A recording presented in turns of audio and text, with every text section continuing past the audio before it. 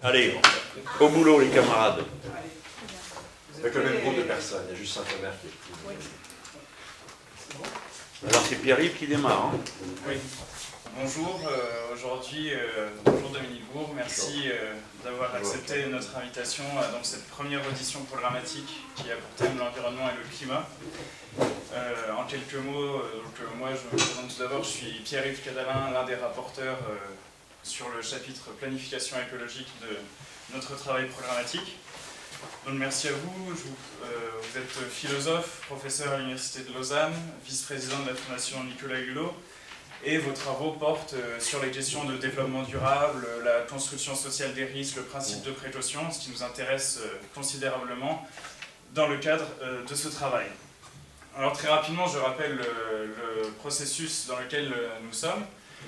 C'est-à-dire qu'après la proposition de candidature de Jean-Luc Mélenchon, en février dernier, nous avons lancé, à partir de l'Humain d'abord, qui était le programme de 2012, un travail de contribution citoyenne en ligne, donc, que nous avons suivi, qui a enrichi d'ores et déjà nos réflexions.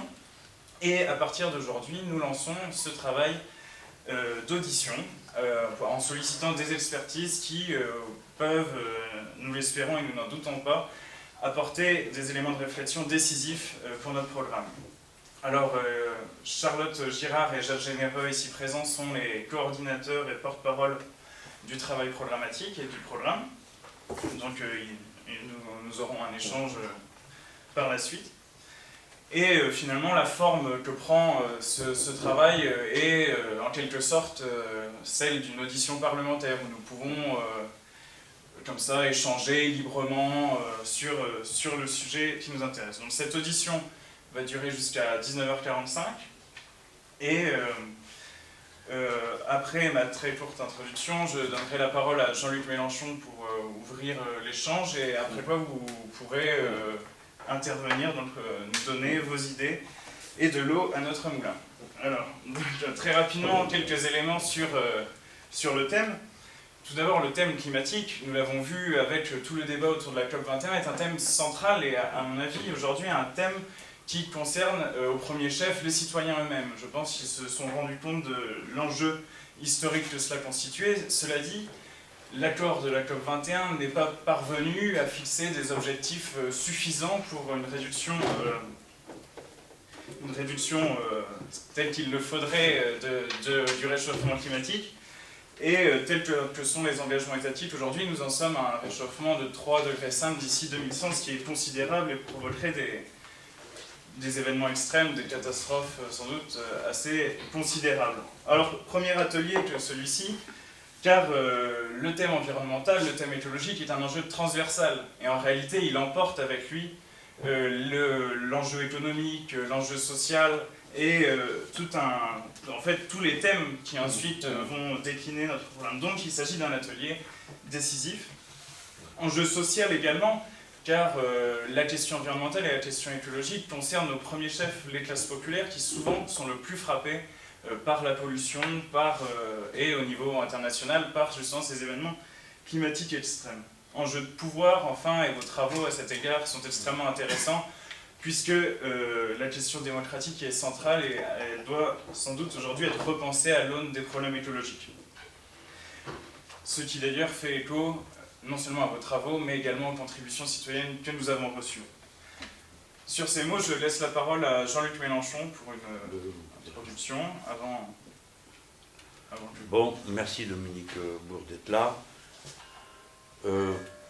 Vous êtes l'auteur de 2 livres qui nous importent dans le travail de réflexion qu'on fait, celui sur la 6ème République écologique et celui qui traite du fondamental, c'est en quoi pourrait consister une démocratie écologique. Si on ne se paye pas de mots, qu'on ne se contente pas de coller les mots les uns à côté des autres. Donc c'est 2 thèmes qui sont au cœur de notre réflexion, donc on devrait se comprendre vite. Notre intention est de vous emprunter le maximum d'idées, mais on ne vous les rendra pas d'ailleurs. Hein.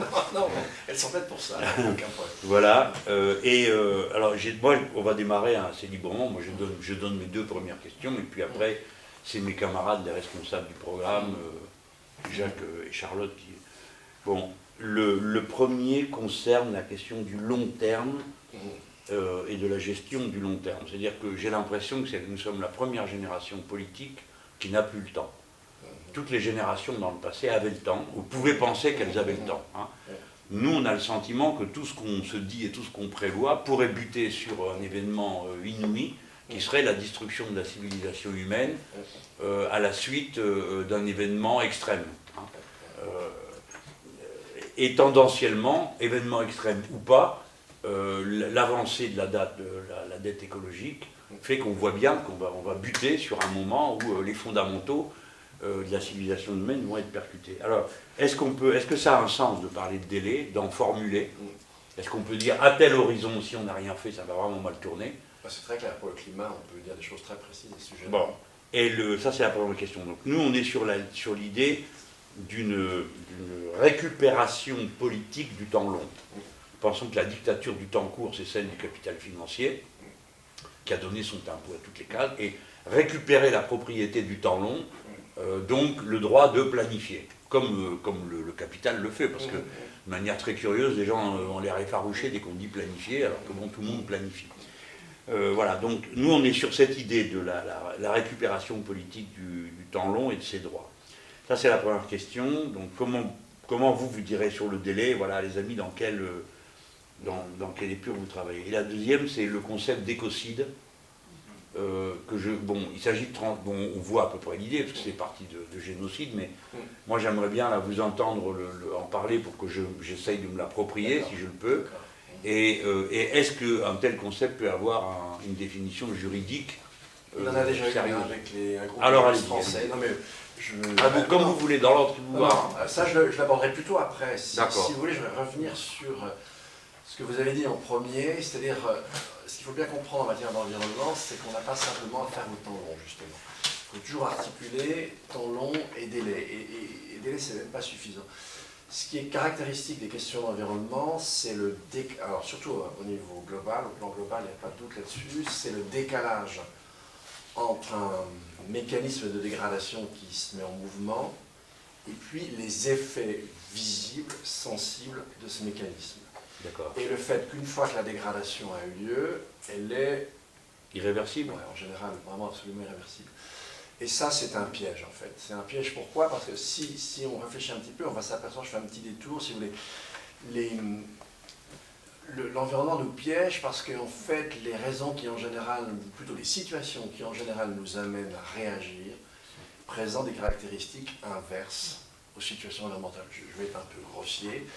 Imaginez, ici, il y a 12 000 ans, et puis même un peu plus, 15 000 ans, et puis un chasseur-cueilleur à qui on lui dit dans 30 ans, mon gars, il y a un mammouth qui va arriver.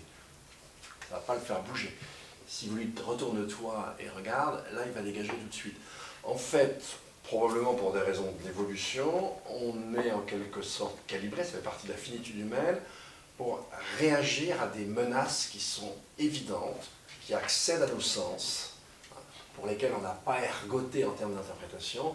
Et là, quand on est confronté à un danger évident, on réagit. Et tout le drame des questions environnementales, c'est que ce n'est absolument pas le cas.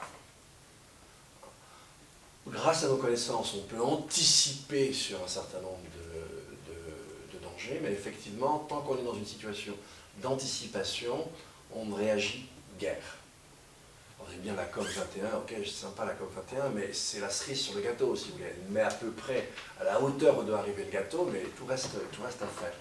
Donc, mais pourtant, cette cerise, elle est fondamentale, hein, sinon c'est Copenhague. Hein, mais c'est que le petit élément, si vous faites tout le reste, mais il va falloir le construire. Alors, si je prends par exemple le climat, vous avez le fameux objectif 1,5 degrés, c'est 450 gigatonnes, milliards de tonnes, c'est 9 ans, grosso modo, même un petit peu moins, à émissions constantes. Et comme vous le savez, par exemple, l'accord de la COP 21, pour l'ensemble des pays, on ne va pas réviser les mesures de réduction avant ce qui commence en 2025, sauf les anciens pays de l'OCDE, je crois, puis il y a peut-être quelques-uns, où il y a une possible révision de l'objectif 2020-2025. Donc en fait, si vous voulez, les 1,5 degrés, ils sont quasi certains. Bon, Après, les 2 degrés, ça va être très très difficile de ne pas les dépasser. Et là, bon, je ne vais pas décourager, mais en fait, il y a de nouveaux papiers qui viennent se... Excuse-moi, parce que juste un petit peu pour pas donner des choses fausses. Oui. Comme tu dis, les plus 1,5 degrés. C'est 9 ans d'émission à raison de 50 gigas. À Voilà. partir de maintenant. Bah, Ou à partir de... même à partir de 2015. 2015, Oui, alors, 2016, c'est la première année. Oui, J'ai pas compris, qu'est-ce qui est sûr? Alors, ce qui est sûr... Que ça va augmenter dans du Non, précédent. ça, je vais y revenir après. D'accord, Mais en tout cas, je repars, c'est la question des 1,5 degrés pour avoir, Oui. disons, 2 chances sur 3 de les obtenir. Avec les anciens modèles, je vais revenir, c'est 450 gigatonnes d'émissions. Or, en gros, on émet un peu plus de 50 gigatonnes par an. Donc, en fait, pour atteindre 450 milliards de tonnes en plus, c'est 9 ans d'émissions à taux constant. Et puis, pour les 2 degrés, tu rajoutes simplement une dizaine d'années derrière. Parce que c'est grosso modo 1000, un peu moins en fait. Mais c'est 1000 gigatonnes. Donc c'est 20 ans d'émission.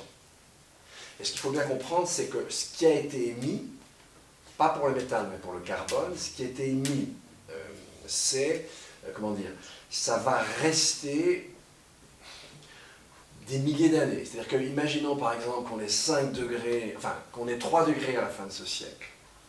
Imaginons qu'on ait 3 degrés à la fin de ce siècle, et que ces 3 degrés correspondent à un cap d'émission qui serait autour des 2050, eh bien, tu aurais encore 2 degrés dans les tuyaux. C'est-à-dire qu'au 22e siècle, on atteindrait 5 degrés. De plus. De plus, hein, par rapport à ce qui existait en 1850, en gros.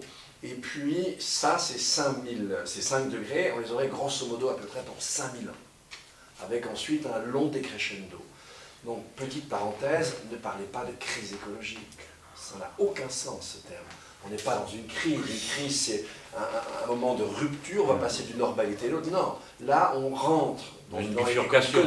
C'est une bifurcation, mais on entre dans un tunnel durant lequel les conditions de vie sur Terre vont évoluer. On ne sait pas quand ça s'arrête, on ne sait pas jusqu'au bout ce que ça va donner. Mais c'est ça ce qui nous arrive. Sauf si on récupère tout ce qui traîne. Non, si tu récupères ce qui traîne, alors par exemple en termes d'émissions, ben c'est simple à comprendre, ça ne va pas être facile, moins qu'on puisse dire. C'est-à-dire on a là on rentre dans ce qu'on appelle la géo-ingénierie, alors deux mots, je vais très vite, on a deux manières d'agir. On pourrait agir sur le rayonnement solaire.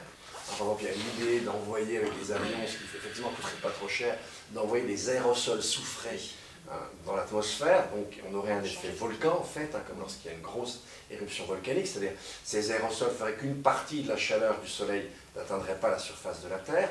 Alors, première conséquence, ça troublerait complètement la mousson. Je pense qu'il y a 1 milliard et un peu plus d'Indiens qui ne vont pas être très contents, les Chinois du Sud pas beaucoup non plus, il y en a pas mal d'autres qui ne vont pas être très heureux. Et puis surtout, c'est un truc totalement absurde, parce que si jamais on faisait ça, ça veut dire qu'on n'arrêterait pas nos émissions, on continuerait à puiser dans le pétrole, et le jour où tu arrêtes, ben, en quelques temps, tu as une hausse phénoménale de la température. C'est une imbécilité totale. C'est la roulette russe. Alors, toujours pendant qu'on est sur le fond, donc il faut bien comprendre que, en fait, si on veut s'en tirer, il faut agir drastiquement le plus tôt possible. Plus on tarde, plus on laisse les choses s'accumuler, et moins on a de latitude d'action. Alors que, en fait, si tu regardes, enfin, ça n'existe pas la communauté internationale, disons, la manière dont les différents pays réagissent, ils le font tous un peu comme s'ils avaient le temps. Or, s'il y a vraiment une chose qu'on n'a pas en matière de climat, c'est le temps. Et puis, je vous redis 2 choses qui sont vraiment importantes sur cette histoire des 2 degrés. Il y a 2 fondements à ces 2 degrés. Et après, je reviendrai sur le fond plus politique, mais il y a 2 fondements à ces 2 degrés. Le premier fondement, c'est que si on dépasse ces 2 degrés, on a peur que le système s'emballe. C'est très facile à comprendre. Quand tu charges l'atmosphère en CO2, évidemment, tu augmentes la température à la surface de la Terre, et donc du coup, tu augmentes l'évaporation. Donc tu augmentes la quantité de vapeur d'eau qu'il y a dans le système atmosphérique.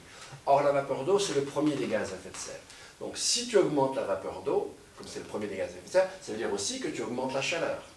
Si tu augmentes la chaleur, tu augmentes la vapeur d'eau, qui augmente la chaleur, qui augmente la vapeur d'eau, et hop, et c'est parti. Entendu.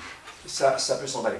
Deuxième source d'emballement, c'est tout ce qui concerne la fonte des glaces, puisque le propre des glaces, c'est précisément d'avoir ce qu'on appelle un albédo, une faculté de réfléchir l'énergie solaire, de la renvoyer dans les hautes couches de l'atmosphère. Et moins tu as de glace, plus c'est remplacé par des surfaces sombres qui absorbent la chaleur. Donc par exemple, quand la calotte estivale fond, ben, la mer, elle, à la différence de la calotte, absorbe de la chaleur, donc devient plus chaude, donc fait fondre plus vite la glace. Là qu'elle est glace est remplacée par de la mer, etc., c'est pareil. Et la deuxième raison pour laquelle c'est assez dangereux de dépasser ces 2 degrés, eh bien c'est qu'en fait, pendant ce qu'on appelle le quaternaire, c'est-à-dire les 2 600 000 années qui nous ont précédés, en fait, on est resté dans un tunnel de variation des températures où la température moyenne n'a jamais augmenté de plus de 2 degrés. Et en fait, tout le vivant sur Terre est solidaire. Parce que tu vas me dire, ok, ça n'a jamais monté. En moyenne, il y a bien des endroits où c'était plus chaud, bien sûr. Le seul problème, c'est que les écosystèmes sont solidaires. Et donc, en fait, si en moyenne, on va au-delà des 2 degrés, ce n'est pas simplement des endroits où ça va dépérir, puis des endroits où on va se dire, youplali, youplala, il fait aussi chaud qu'avant, on est très bien. Non, c'est l'ensemble du vivant qui va se fragiliser et s'effondrer plus vite qu'on ne l'effondre pour le moment, ce qui est déjà pas mal. Tu dis la fourchette, pardon, 2 degrés, ça a duré combien de temps? Alors, tout le quaternaire, on est resté dans cette fourchette. Et en gros, la plupart des espèces qui vivent aujourd'hui sont adaptées. Quand tu passais d'un ère interglaciaire, en général assez court, hein, c'est entre 10 et 30 000 ans. Il y a des périodes où c'est beaucoup plus long, d'ailleurs celle dans laquelle on est, mais en gros, c'est entre 10 et 30 000 ans. Eh bien, tu as les espèces qui migrent. Les arbres, par exemple, évidemment, ça met du temps. Ils peuvent mettre 5, 6, 7 000 ans à migrer d'un endroit à un autre. Ce qu'il faut bien comprendre dans la question du changement climatique, le premier danger, c'est la vitesse.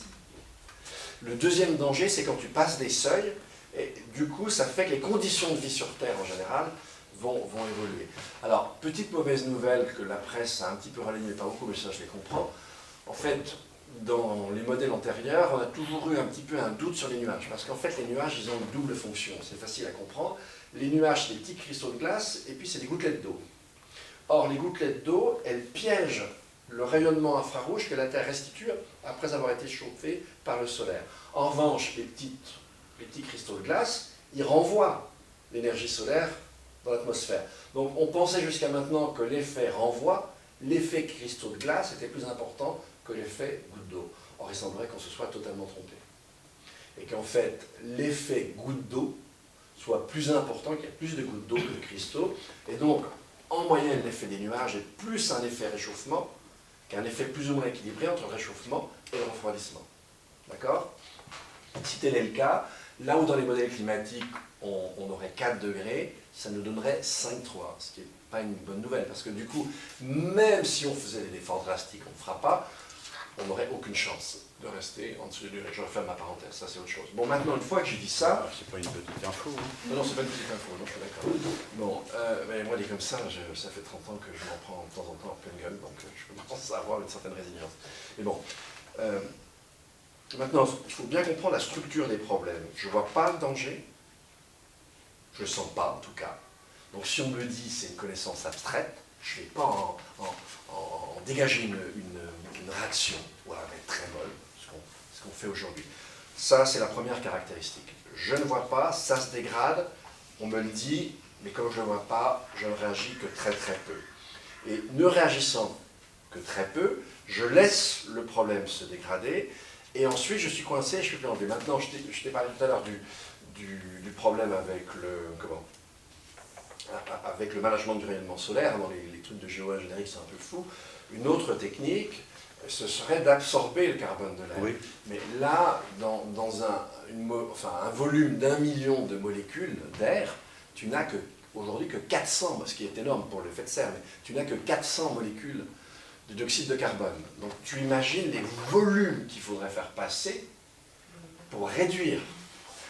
Ça serait J'ai vu au Québec, j'ai vu qu'ils annonçaient qu'ils avaient trouvé un truc pour en faire à nouveau un... Je n'ai pas compris ce qu'ils voulaient en faire, mais un carburant. Alors, oui, on peut valoriser, ça c'est sûr. Le problème, le problème de la valorisation, il y a déjà des essais en Chine il y a 10 ans, ça date pas aujourd'hui. Et petite parenthèse, moi j'ai un groupe de recherche à Lausanne où ils sont un peu tarés, ils réfléchissent là-dessus, donc à un moment donné, ils ont pensé comme valorisation ça. On s'est dit oui. Imagine. De quoi faire? Faire des bulles, c'est une blague. Et puis à un moment donné, il y a un gars qui dit... Non, attends. attends, il y a quand même un des petits jeunes chercheurs qui dit à vos gars, ouais, ok, mais dans votre verre, les bulles, elles se barrent. On les avale. Bon, oui, mais elles ne s'avalent pas toutes. Bon, c'est une blague. Bon, simplement, ça serait un travail de comment on appelle ça, ce dessin animé, avec la voix de Plépu, là. Ah, les Shadok. Shadok. C'est un boulot de Shadok. Donc, si tu veux mettre dans ton programme les Shadok, tu peux y aller, tu peux. Oh, ça, non, ça me paraît pas très sérieux. Puis ça coûterait en énergie, ça coûterait en matériaux. Oui. Bon, alors maintenant, en revanche... Donc, je veux dire que des pompes permanentes à pomper dans l'air, ça sert à rien. Bah, C'est il énergivore. faut pomper un volume gigantesque. Il faut que tes pompes, elles soient à l'échelle de l'atmosphère. Non. Et il va falloir que tu mettes de l'énergie pour faire arriver Oui, c'est ça. dans tes pompes. C'est pour ça que je voulais poser Il la va question. falloir que tu aies des produits chimiques pour la réaction. Il va falloir que tu aies des matériaux, parce que c'est des immenses tunnels. Bon, il faut pas compter sur ces trucs-là. Et puis en plus, si tu le pompes, tu peux avoir des réactions indirectes. C'est très compliqué le cycle du carbone. Hein. Donc, non, il faut abandonner ces choses-là. Donc, probablement, on est face à une irréversibilité très forte. Un danger qu'on ne voit pas. Ne le voyant pas, on n'agit pas. Comme l'irréversibilité est très forte, eh bien, n'ajoutant pas, on fait s'aggraver le problème, et quand on va commencer à s'exciter, on aura atteint un degré de problème énorme, et qui de toute façon va immanquablement s'aggraver. Parce que quand les problèmes vont devenir très sensibles, ils le sont par endroits sur Terre, hein, tu vas sur l'île de Tuvalu, c'est fini, hein, tu vois les arbres s'abattre les uns après les autres, tu vois les petites échancrures, des espaces où la mer rentre, et puis surtout, eh bien, la montée de la mer sur toutes les côtes commence à saliniser les quelques points d'eau douce du centre de l'île. Donc Tuvalu, c'est fini. Dans quelques années, tu n'auras plus personne. Hein. Bon, mais là, tu le vois, et quand tu interroges les gens, alors là, eux, ils l'ont compris. Mais tu vas interviewer les gens du New Jersey, oui, ça c'est vraiment trop tard. Tu vas interviewer les gens du New Jersey ou les New-Yorkais, pourtant ils ont eu Sandy. Ça, même dans 100 ans, ils n'auront pas compris. Pourtant, ils vont être noyés, ceux-là, les New-Yorkais. Bah, ils ont déjà été noyés une fois, et ça les a fait changer à la marge, quelques mois. Ça ne les empêche pas d'élire ce crétin de Trump qui dit du climat que c'est du flan, que c'est un truc inventé par les Chinois pour ruiner l'industrie américaine, je cite. Bon. Donc, ça c'est le piège. Heureusement que Sanders ne dit pas la même chose. Ah, non, c'est pas le même niveau non plus, mais bon. Alors, restons là-dessus. Ce qui fait qu'en fait, si tu veux, la première raison pour laquelle on n'agit pas, c'est pas une raison politique, c'est pas une raison économique, c'est pas simplement le capitalisme, c'est déjà une raison anthropologique.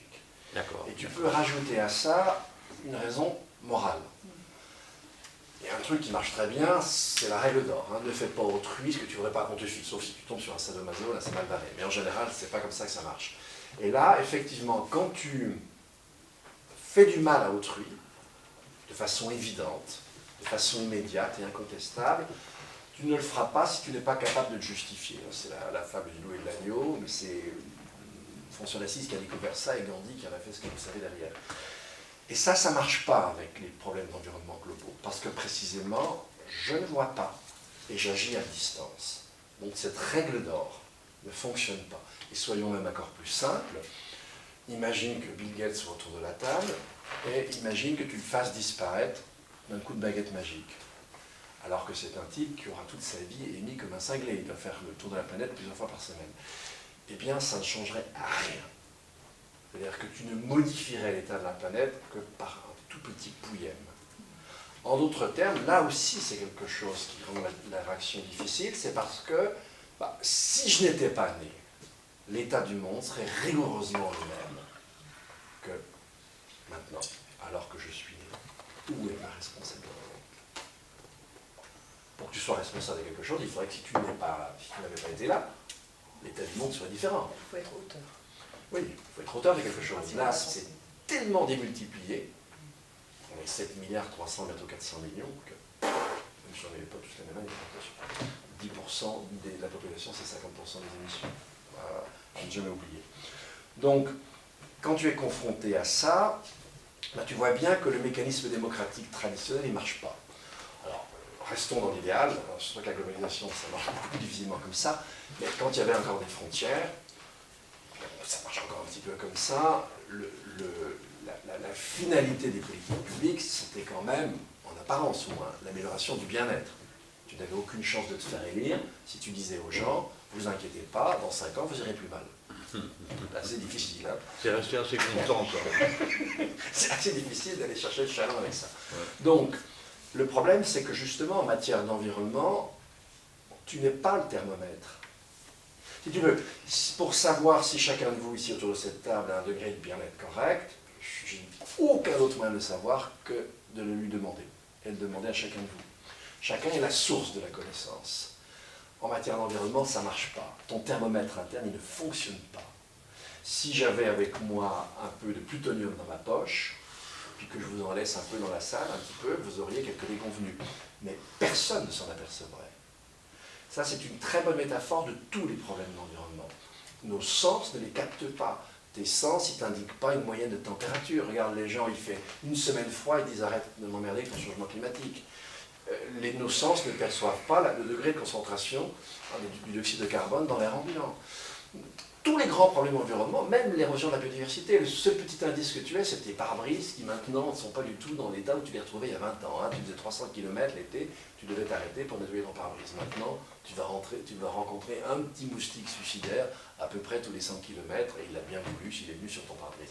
Donc ça, c'est le seul indicateur. Donc, on ne sent pas. Et si mes intérêts sont atteints, je ne saurais pas. Par exemple, les parents qui ont des enfants à Paris, même dans les quartiers bourgeois, près des grands axes de circulation, on sait maintenant qu'effectivement, ces enfants ont une chance de contracter un certain type de maladie beaucoup plus élevée que ceux qui vont habiter 300 mètres derrière. Tes sens ne te le disent pas.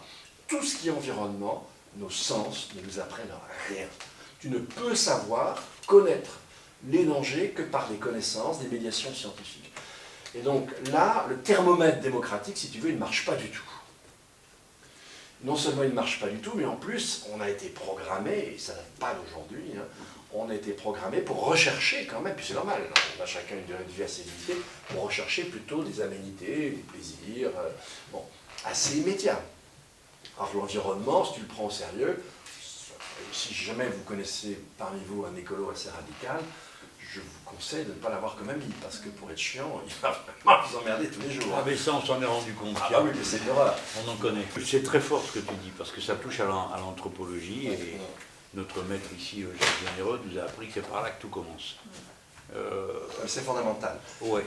Et c'est pour ça, si je vous dis tout ça, c'est parce que précisément, si on veut faire mieux, il faut qu'on ait des mécanismes institutionnels appropriés. Parce que notre réaction spontanée ne va pas nous amener vers ça. Alors, Dieu merci, il existe des activistes en environnement, heureusement ils sont là, hein, mais ils sont très peu nombreux. Les fous ne se mobilisent pas pour le climat, je suis désolé. Le jour où elles se mobiliseront pour le climat, c'est quand elles commenceront à en subir les effets, et là ça sera très... Écoute, moi l'idée sur le sujet, pardon mes amis, c'est juste pour préciser mon point de vue. Moi j'ai jamais cru qu'on y arriverait en prêchant. Non plus, ça marche donc j'ai pensé qu'on y arriverait en partant des ressorts qui font actuellement fonctionner la société pour lui faire quelque chose qui serait réparateur. Ce que je ne sais pas, c'est si ça existe, des mécanismes réparateurs. Ou bien, s'il faut renoncer à réparer, alors il vaut mieux se préparer à affronter la catastrophe. Mais c'est les deux à la fois, hein, mon cher. Je pense que c'est vraiment les deux à la fois. C'est-à-dire, il y a des morceaux de mécanismes réparateurs. On peut replanter, reboiser, on cherche maintenant des essences qui vont prendre plus, mais après tu veux faire gaffe à la biodiversité, etc. On a des techniques, alors évidemment dans un système, alors là pour le coup, un système capitaliste, les techniques qui te donnent des gains de productivité, c'est très bien que par l'effet rebond, ça te donne plus de consommation derrière et de la croissance. Mais si tu connectes ces techniques à un jeu économique, à des incitations différentes, à des interdictions, etc., évidemment, tu auras d'autres effets.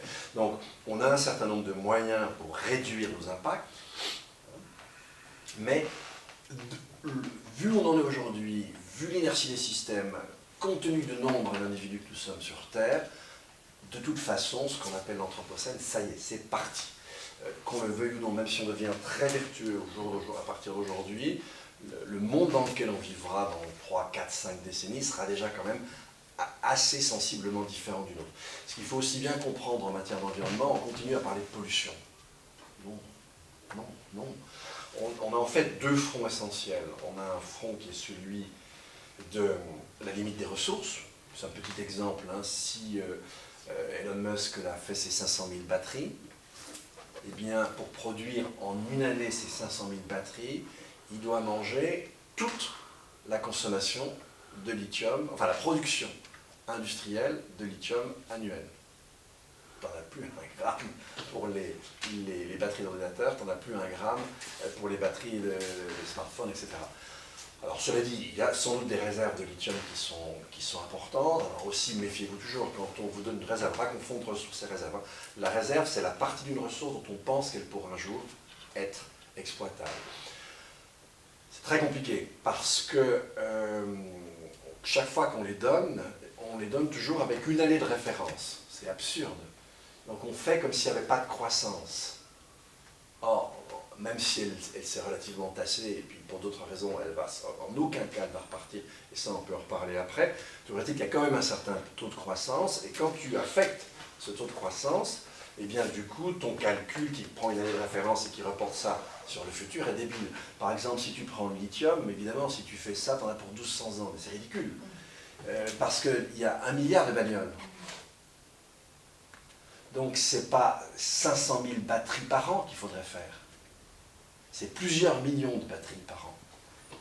Et ça, tu fais ça sur 20 ou 30 ans, tu vas voir que tes 1200 ans, ils vont... Ben ouais. Et puis en plus, quand on dit ça, c'est très abstrait, parce que ce qu'on oublie, c'est que, de manière générale, hein, je vais encore un petit peu simplifier, mais bon, c'est le second principe de la thermodynamique, ça ne devrait pas être trop le cas pour le faire, mais ça l'est quand même, à cause du magnétisme de la Terre, mais en gros, les métaux, ils sont disséminés, vraiment de façon presque égale dans la croûte terrestre. Tu as quelques endroits où ça se concentre, en surface, soit pour des raisons telluriques, soit pour des raisons bactériennes. Là maintenant, on a tout ratiboisé à moins 100 mètres. Il faut aller chercher certains métaux à moins 600, moins 800. Plus tu creuses, évidemment, plus tu escaves de loin, mais plus tu dois augmenter la quantité que tu escaves, parce que plus tu vas creuser, plus tu vas avoir un degré de concentration du métal dans le minerai qui s'affaiblit. Au jour d'aujourd'hui, 10% de la consommation d'énergie au monde, c'est l'extraction. 10%. Donc, toutes tes bagnoles avec du lithium, je suis désolé, mais c'est une connerie, ça ne marchera pas. Alors, c'était un simple petit exemple. Hein. Première difficulté, c'est les ressources. Tu vois, c'est pas un problème de pollution. Alors, quand tu extrais les minerais, tu pollues aussi, bien sûr, tu pollues énormément. Mais ton premier problème est déjà un problème énergétique, puis un problème de quantité de la ressource, de quantité disponible à un coût énergétique et un coût environnemental acceptable. Deuxième problème, c'est tout ce qui est les dérégulations du système Terre. On parlait du système Terre. Très important de bien comprendre le système Terre, je vais y revenir. C'est donc climat, c'est biodiversité, acidification des océans, etc. Tu as 9 limites. Et si tu regardes chacune de ces choses-là, tu ne devras rencontrer la pollution qu'une fois. Donc en fait, les questions de pollution, ce sont des questions qui peuvent être importantes sur un plan sanitaire, mais qui, par rapport à la globalité des problèmes de l'environnement, sont totalement marginales. Le gros de nos problèmes, ce n'est pas de la pollution. On manque de bol. Parce que quand tu as un problème de pollution, tu peux avoir une solution technique, puis on perçoit. On perçoit, puis tu peux avoir une solution technique. Quand tu as un problème de flux, tu ne perçois pas. Et puis, deuxièmement, les solutions techniques, elles nous ont toujours amenés à augmenter les flux. D'accord, c'est vrai. Donc du coup, tu as un problème en gros de décroissance, c'est pas très vendeur. Difficile. Bon, sauf si tous les gens ont des mystiques, mais je pense que ça va pas se faire du jour au lendemain. Bon, donc, mais c'est une obligation. Donc il nous faut faire des sauts techniques pour changer nos modes de consommation. Oui, alors, oui, mais un saut technique, si tu as ton saut technique sans que tu aies un encadrement juridique, et puis si tu as l'encadrement juridique, tu vas faire chier les gens, ça ne marchera pas. Si tu n'as pas une conscience, si les gens se disent pas, merde, si on ne réduit pas nos consommations, on va avoir de gros problèmes. Non, mais ça, tu nous as dit que c'était pas possible. Il y a un moment donné où ça va finir par arriver, mais c'est très difficile au départ. Donc le problème, c'est ça, le changement constitutionnel. Comment tu amorces la pompe dans des conditions où la population n'est pas prête et ne veut pas. La stratégie du choc. Ouais, alors la stratégie du choc, on va la voir indirectement. Mais quand elle arrive, la stratégie du choc, alors tu es déjà un peu dans la mouise. Et puis c'est pas une stratégie positive, la stratégie du choc. C'est une stratégie négative. Oui. Sauf si tu l'as préparée. Oui, sauf d'accord. si tu l'as préparée. On Mais n'est pas qu'est-ce non qu'on plus a dans fait Michelin avec l'usage néolibéral Non, de la mais- catastrophe. Et eux l'ont préparé justement. Mais oui. Eux l'ont préparé. Oui. Et ils peuvent coincer les gens parce qu'ils l'ont préparé. Mais nous, on doit la préparer dans un autre sens. Oui, pour c'est ça ce que que je je disais dis tout à l'heure, il faut partir des mécanismes. Tu ne peux pas demander aux gens de devenir des saints. Non, ça ne marchera jamais. C'est même pas la peine sujet. C'est d'essayer. même pas la peine. C'est Donc même il faut pas la peine. partir de ce qui est leur préoccupation, Mhm. dont ils trouvent, pour lesquelles ils trouvent une réponse dans le modèle de société dans lequel ils sont, et Tout à sur fait. la base de cette énergie, les faire passer à autre chose. Oui, mais alors tu as plein de marges, par exemple. Si tu veux, tu as plein de marges où tu ne vas pas toucher tout le monde de la même manière. Si tu as un jeu, c'est un peu ce qu'on avait essayé de faire dans la 6ème République, si tu veux. C'est-à-dire, effectivement, tu as cette 3e chambre. Alors, ça peut d'ailleurs être un scénario formé, je veux dire, on s'en fout. Le principe, c'est que ça n'a aucune importance. Hein. Voilà. L'idée, c'est qu'il y a une chambre spécialisée qui ne statue pas, elle ne va pas voter la loi, mais elle a un contre-pouvoir. Alors, le problème, c'est que ton contre-pouvoir au début, ton effet sera nul. Ce qui va faire que ton contre-pouvoir, petit à petit, va commencer à avoir un effet, c'est 2 éléments. Avec le fait qu'il peut se tromper. Normalement, il ne devrait pas. S'il a de bons fondements scientifiques, il ne devrait pas se tromper. Il peut, tu as raison. Tu peux pas assurer qu'il n'y aura pas d'erreur, ça c'est évident. Mais bon, tu as deux trucs. Tu en as un, le plus simple, c'est quand les choses commencent à se dégrader, alors là, ton système va devenir puissant. C'est comme l'histoire des INDC avec la COP21. Comment ça commencerait à être dur dans certains pays? Tu penses que le fait que chacun des pays doit rendre transparent à tous les autres ses objectifs et les moyens de les réaliser, là tu vas avoir une pression qui va s'exercer. Mais tant que ça ne sera pas vraiment dur dans des endroits extrêmement peuplés, avec des pays qui sont présents dans le rapport de force, l'effet est petit. C'est pareil pour la dite 3e chambre. Première condition, c'est qu'effectivement les dégradations commencent à devenir plus importantes. Et sur certains plans, ça peut aller très vite. Je vais vous donner un exemple avec les cacaoyers après, mais bon. Alors, mais deuxième élément très important, c'est quand même le débat public. Le fait de convoquer des citoyens un peu plus experts, etc.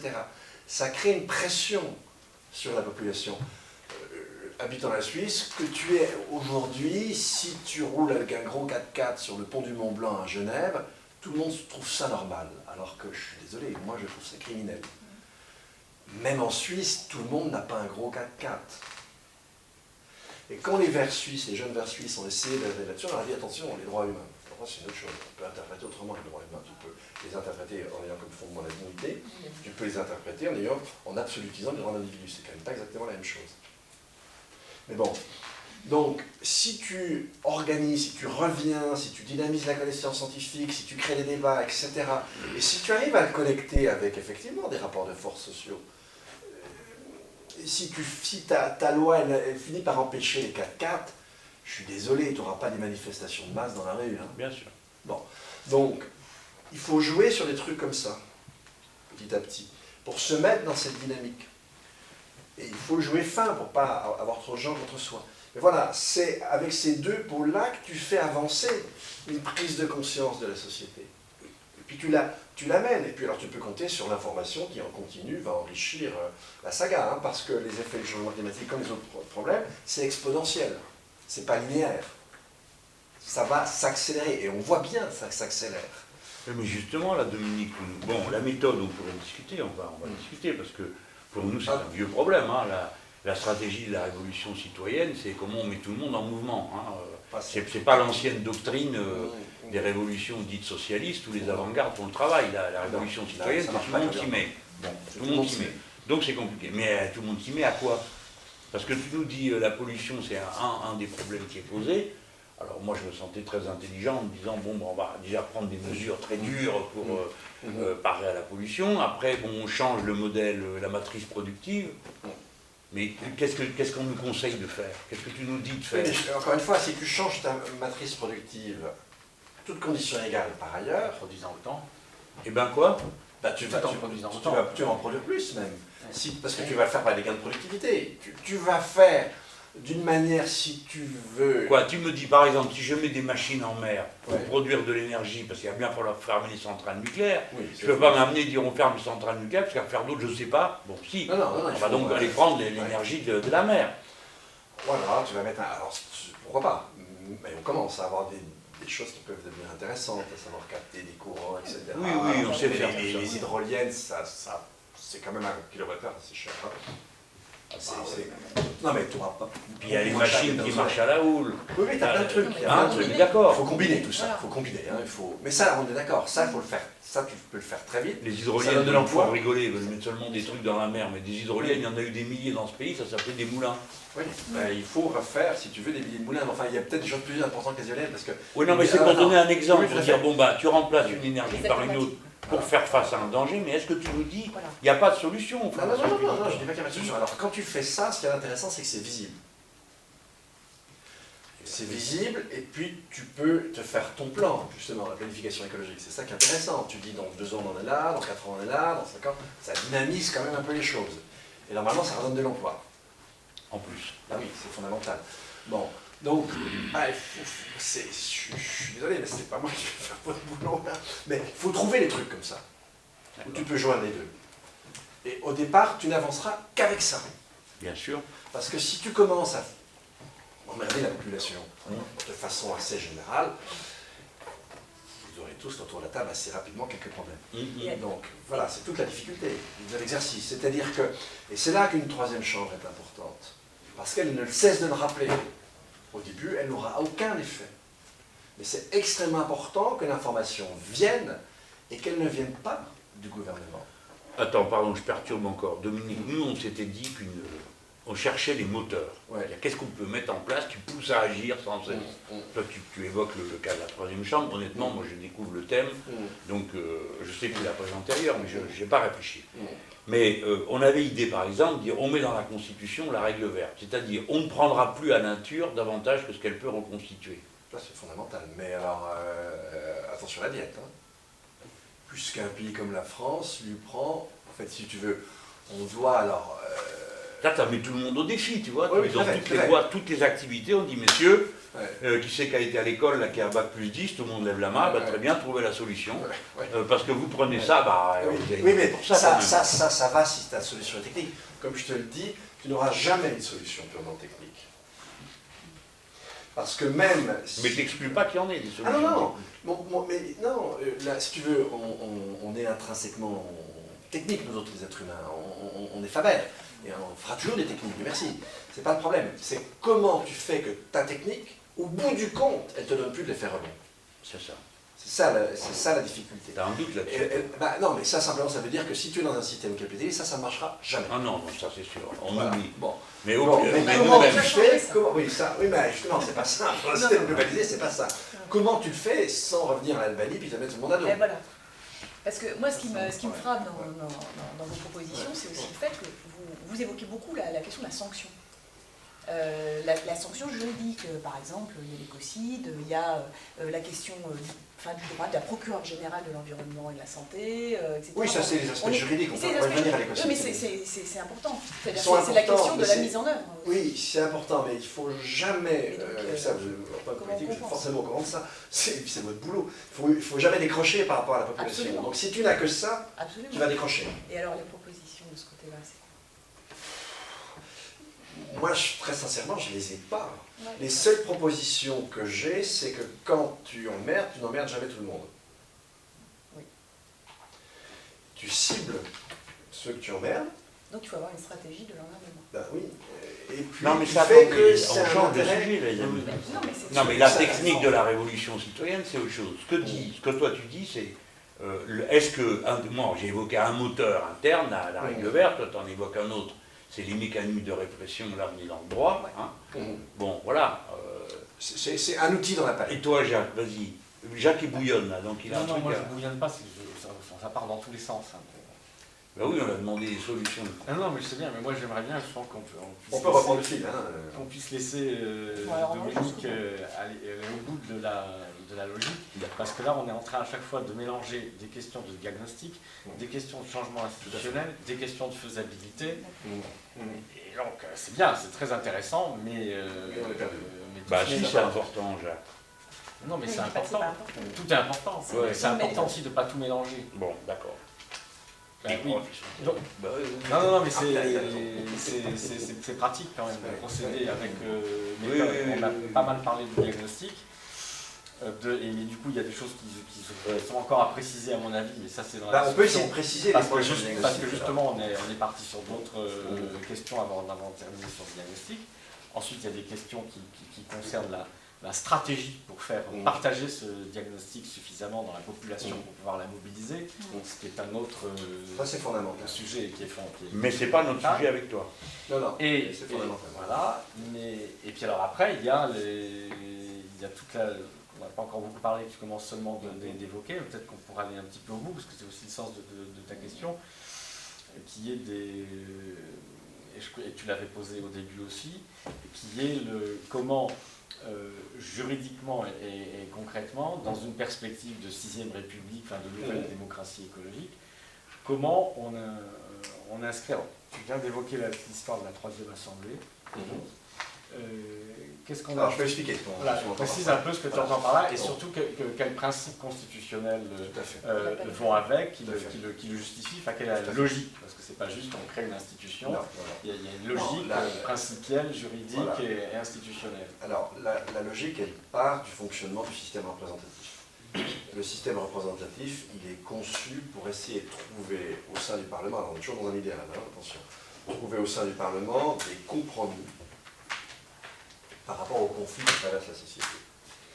Et donc, la représentation, elle est nécessairement liée à des intérêts. Alors, même si, en fait, tu peux te tromper, et puis voter pour des gens qui ne vont pas nécessairement servir tes intérêts. Ça en connaît.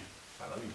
Mais, cela dit, dès que tu auras la représentation, ça fonctionne comme ça, et ça a été fait pour ça. Et en fait, quand tu regardes avec le système représentatif, tu ne t'en sors jamais.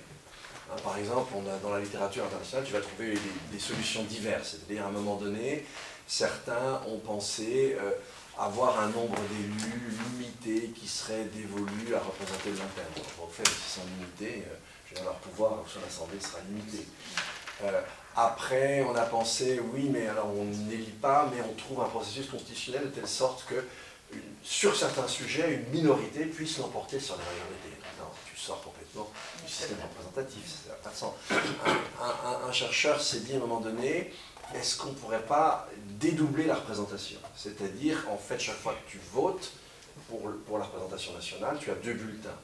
Mais tu dois en choisir un. Avec un bulletin, tu vas élire un représentant du long terme, et avec un autre bulletin, tu vas élire un représentant classique. Bon, il n'y en a pas beaucoup qui vont élire un représentant du long terme. Et puis, si effectivement ça devenait le cas et que les représentants du long terme fassent vraiment leur boulot, ils ne seront pas élus 2 fois. Parce que les gens n'en voudront pas. Bon, le système représentatif, il est forcément lié au présent et au jeu des intérêts. Ça, on est d'accord. Voilà. Qu'est-ce que toi, ça veut simplement dire que tu es obligé de trouver un dispositif qui ne soit plus représentatif. Ça, on est d'accord. D'accord? Donc c'est là qu'on a pensé à cette histoire de 3e chambre, mais il faut bien voir que c'est un dispositif qui ne va pas tout seul. Pour que tu aies une 3e chambre, déjà il faut que tu aies un changement constitutionnel. Et il faut que dans ta constitution, on porte bien les pouvoirs de cette 3e chambre, mais il faut aussi que tu aies des principes généraux. Or, c'est très proche de ta règle verte. Nous, dans la 6e République, on avait pensé un premier principe de gestion de la finitude des ressources, avec des impacts dans la gestion internationale, parce que si effectivement ça devient tendu, tu peux rentrer dans une dynamique de conflit et de guerre, et tu peux mettre en jeu ta propre nation. Puis un deuxième principe, pour nous, qui était le principe de création monétaire publique. Tant que tu n'auras pas de création monétaire publique, tu ne pourras pas faire face à des investissements long terme pour lesquels tu ne trouveras jamais un penny avec le type de rentabilité qu'on exige à court terme, ça ne marchera jamais. Bon, et puis en dehors de ça, bon, c'est pas à vous, je veux dire, enfin, on est vraiment des pigeons, quoi. Je veux dire, on paye l'intérêt pour des privés, et publiquement, c'est n'importe quoi. Bon, voilà. Pour nous, c'était vraiment 2 principes clés. Voilà. Alors, ensuite, après, cette 3e chambre, elle exige qu'on avait appelé, et alors il y a eu des interactions aussi avec Rosan Baron là-dessus, mais ce qu'on appelait, nous, un collège du futur. Ce collège du futur, c'est une espèce de mini-GIEC. Donc c'est des jeunes chercheurs qui sont là un temps, on ne peut pas y être trop longtemps, puis après il faut leur... Enfin bon, on a déjà anticipé leur tracé de carrière possible, mais ces gens-là vont simplement faire un état permanent de l'état des connaissances. sur toutes les questions qui concernent le long terme. Donc il n'y a pas que la question environnementale, la question des retraites peut que aussi, c'est un long terme moins long, mais c'est quand même du long terme. Et donc, eux, ils mettent en permanence à plat les connaissances. Par exemple, ce que je viens de vous dire sur l'évolution des connaissances sur les nuages, on ne va pas demander à Fabius, il ne connaît même pas. Si ton exécutif n'est pas en prise directe sur un organisme qui l'informe en permanence de l'évolution des connaissances, sur des enjeux fondamentaux, tu l'as dit toi-même, vous l'avez tous dit. Hein, cette histoire sur les nuages, c'est énorme. Personne autour de cette table ne le connaissait. Non. Donc si tu n'as pas un organisme comme ça, et on voit la différence entre la manière dont parfois les dirigeants sont formés. Tu regardes les Chinois, ils sont en général formés à Tsinghua. C'est un mélange d'ENA, alors c'est pas forcément une bonne chose, mais bon, c'est un mélange d'ENA et de Polytechnique. Tous ces gens ont une assez bonne connaissance scientifique. Et donc, sur un certain nombre de sujets, ils ne vont pas se faire leurrer, et ils ont un peu naturellement les ordres de grandeur dans la tête. Hein? Bon, mais fermons la parenthèse. Donc c'est très important que tu aies un organe qui, de façon permanente, fasse une veille sur l'évolution des connaissances à l'international et sur l'évolution de la réflexion. Si tu as, là il y a une votation en Suisse sur le fameux RBI, hein, revenu de base inconditionnel, c'est quand même intéressant pour un dirigeant de savoir ce que tu as dans la littérature internationale sur ce sujet-là. C'est fondamental. Donc voilà, ça c'est le rôle de ce collège. Ensuite, après, tu as une troisième chambre, ou ça peut être le Sénat, hein, ça peut être une deuxième chambre, peu importe. On s'en fout. Une chambre. Une chambre. Une chambre spécifique qui n'est pas composée d'élus au sens traditionnel, qui ne vote pas la loi. C'est extrêmement important. Ces gens-là n'ont qu'un seul pouvoir, hein, comme dirait Montesquieu, ils ne statuent pas, mais ils peuvent empêcher. Donc ils ont un pouvoir de veto temporaire. Alors veto, c'est simplement que tu obliges le Parlement à réexaminer un sujet.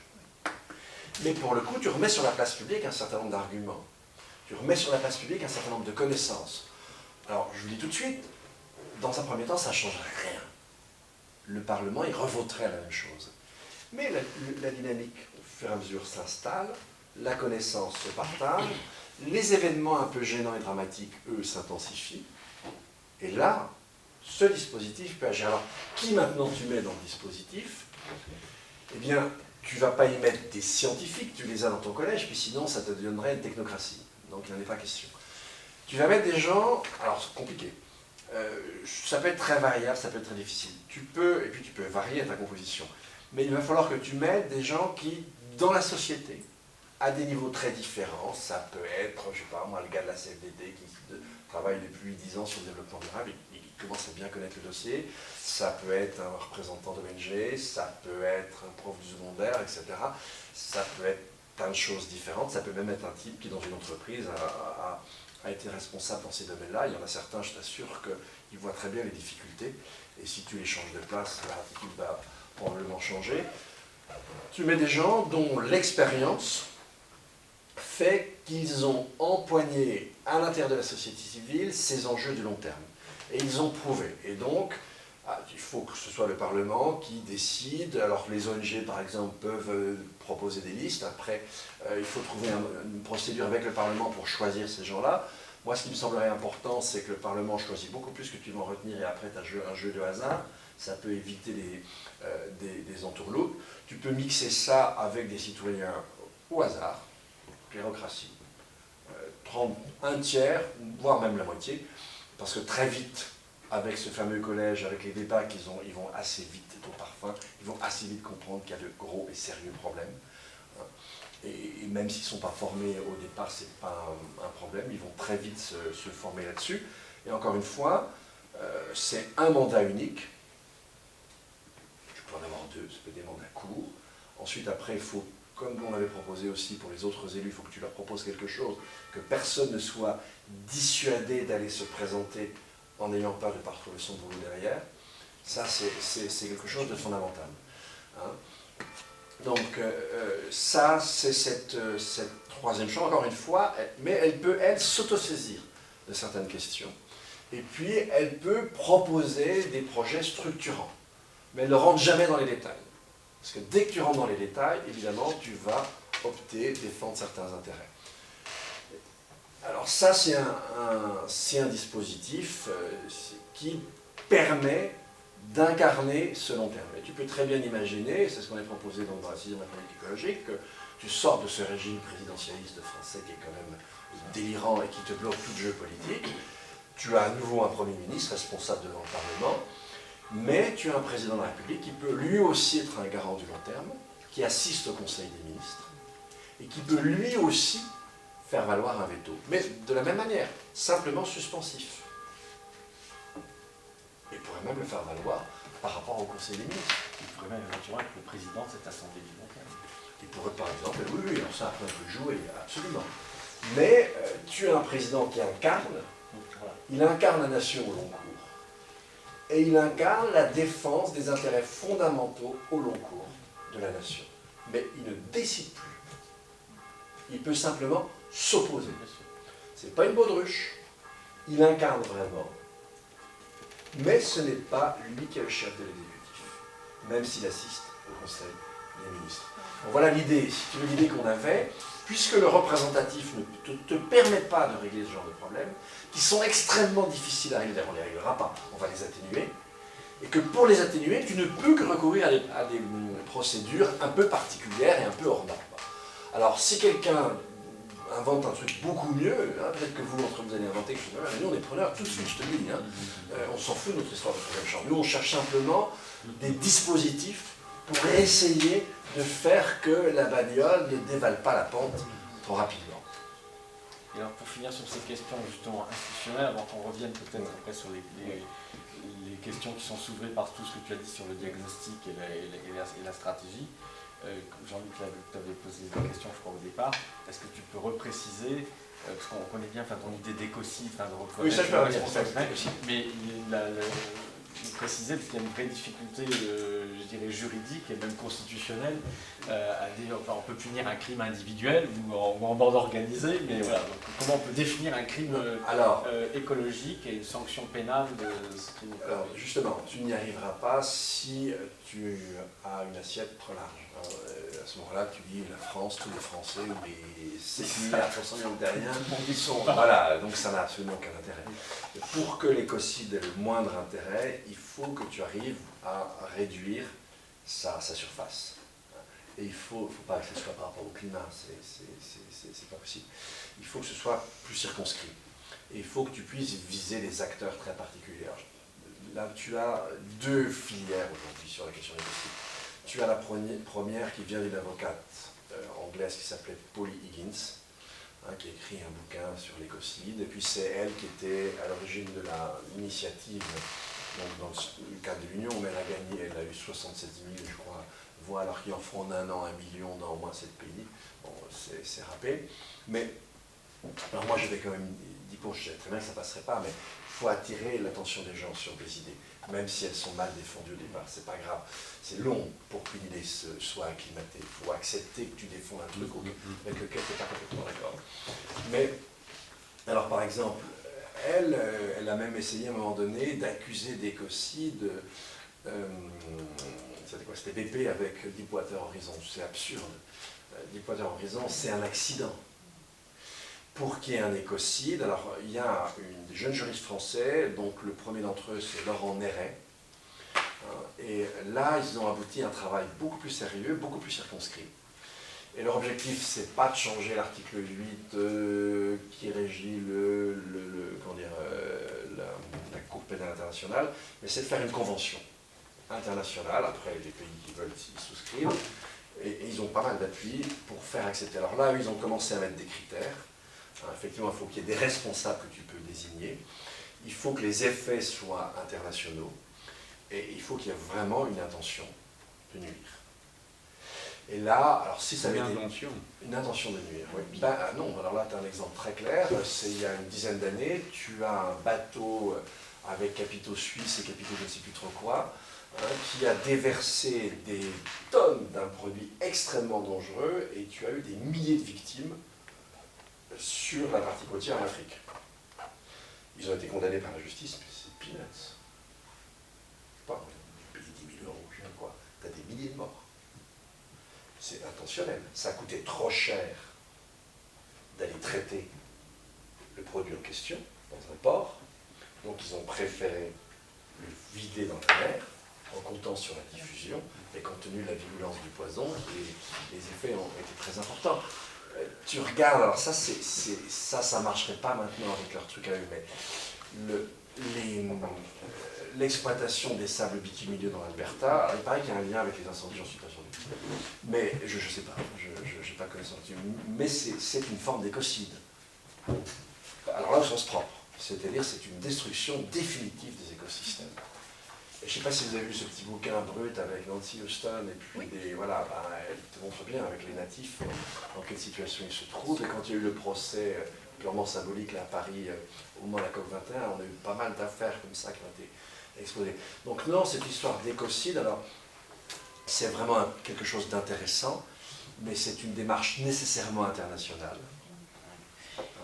Et c'est pas une démarche que tu peux, c'est pas quelque chose que tu peux faire à l'échelle d'un pays. En revanche, un pays, dans un programme, on peut dire, voilà, ça c'est un des instruments qui nous paraît intéressant, la France le prendra au sérieux, etc., elle appuiera pour qu'un jour on le reconnaisse. Et tu ne peux pas le faire tout seul dans ton coin. Et est-ce que le modèle du tribunal Russell peut être une idée intéressante de ce point de vue? Moi j'ai participé à ce tribunal, c'était vraiment émouvant, si tu veux, mais c'est quand même un peu une parodie de justice. Voilà. C'est un côté... lobby, enfin... Non, c'est un côté, ce genre de choses, il faut pas leur demander plus. Alors ça s'appelle procès, mais c'est des instruments de conscientisation des... Ce que tu as décrit, ça peut se rapprocher du tribunal international climatique que proposait Morales. Oui, c'est la même idée. Si tu veux, c'est des...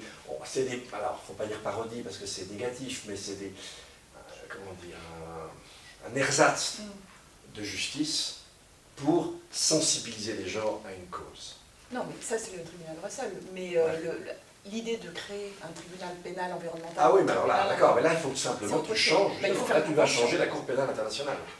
Ah oui, on rajoute un chef au sein tu dois changer un des articles de la charte. Et de telle sorte qu'elle puisse se saisir de ce type de crime, et ça suppose que tu les aies définis, ce qui est très très difficile. Mais là, ces jeunes juristes sont arrivés à une définition qui est pas mal. Ils ne vont pas tout attraper avec ça, mais justement, c'est pas la peine, sinon c'est foutu d'avance. Donc si tu veux, c'est la démarche entre Paul et Higgins qui veut tout attraper, c'est pas bon, mais c'est bien pour conscientiser. Mais si tu veux vraiment faire un instrument, il faut que tu puisses discriminer. Ça, c'est un écocide, ça, c'en est pas. Et il faut que ce soit très clair, difficilement contestable. Tu auras toujours un certain flou, mais tu as plein de trucs dans le droit, tu as un certain flou. Ben oui, c'est un flou aussi. Voilà. Mais il faut quand même que tu puisses discriminer. Sinon, ça ne sert à rien. Donc, non, ça, c'est des instruments qui sont des instruments intéressants.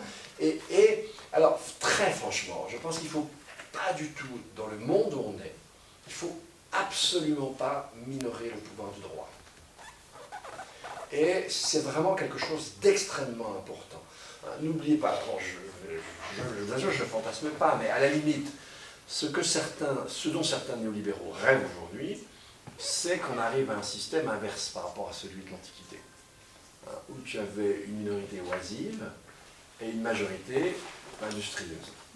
Leur rêve, c'est d'avoir une minorité industrieuse, qu'on n'emmerde pas, avec un petit revenu qu'on va donner à tous les autres, et qui nous foutront la paix. Et donc, par exemple, la déclaration de Lepage sur les droits de l'humanité, etc., tout ça, c'est des instruments très importants. Et en plus, sur un plan stratégique politique, eh bien, c'est extrêmement important parce que ce sont des instruments universels qui défendent l'humanité, etc. Et donc, vous, front de gauche, à qui on va vous mettre une certaine casquette, si vous vous mettez à défendre des instruments comme ça va être assez déroutant pour vos ennemis traditionnels. Mais je vous assure que c'est des instruments extrêmement importants pour l'avenir. Donc il ne faut pas les négliger. C'est-à-dire tout ce qui peut être convention internationale qui nous défend. On a quand même aujourd'hui un jeu entre le droit et puis finalement, c'est l'enjeu du TAFTA. Bien sûr, le tribunal privé, l'arbitrage. Voilà. Donc ça, c'est des choses qui, à mes yeux, sont extrêmement importantes et qu'il faut mettre en avant. Parce que c'est un de nos moyens de défense par rapport au brut auquel on a affaire. Et il ne faut pas le négliger. Bien sûr. Et puis c'est des instruments qui motivent, des instruments qui sont dynamiques. Là, on fait revenir l'idée de justice, c'est extrêmement important. La délibération, la réversibilité des décisions, le refus du dogmatisme qui fait qu'une chose est réputée bonne pour toujours et à jamais. Bon. Ça marche plus. Et ça, c'est là-dedans, justement. Donc ça, pour moi, c'est vraiment des choses importantes. Et comment dire, tu déplaces ton combat avec ton adversaire. Oui, oui. Y compris sur le plan géopolitique. C'est-à-dire que là, on retourne à la défense du multilatéralisme ou des choses comme ça. Évidemment. Voilà. Évidemment. Donc, c'est un contre-coup. Le fondamental de la révolution citoyenne, c'est l'intérêt général humain. Voilà, ça c'est ça qu'il faut défendre, c'est ça. Pas l'intérêt de classe. Non, L'intérêt de général classe est dans humain. l'intérêt Absolument. Et aujourd'hui, l'intérêt d'une certaine classe est très directement et frontalement contre l'intérêt général humain. Voilà. Et ça, je crois que c'est difficile à mettre en doute aujourd'hui. Même si on ne le laisse pas, un couillon comme Alexandre, comment il s'appelle, le chirurgien débile là, qui n'arrête pas de nous emmerder avec son transhumanisme. C'est Laurent Alexandre, non? C'est pas ça? Et tout ce qu'ils font, c'est essayer de nous faire croire qu'on va tous devenir immortels. Non, mais tu rigoles. Mais lisez la presse économique. Hein. Là, j'ai trouvé un truc l'autre jour, c'était carrément sur le net, mais c'était effrayant. Ah, l'exosquelette, c'est génial, on va pouvoir faire travailler les gens plus longtemps. Ce qui est absolument génial, c'est que tu fais ton double post-mortel, tu es même productif une fois que tu es mort. Attends, mais ils sont malades, quoi. Et donc, regardez ça, ça vaut le coup quand même. Ça vaut le coup.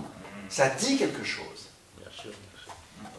Donc, c'est pour ça que lutter, exactement, c'est ça. On lutte pour l'intérêt général humain. Et ça, à mes yeux, c'est vraiment fondamental. Et c'est malheureusement On passe notre prose, au pied de la lettre.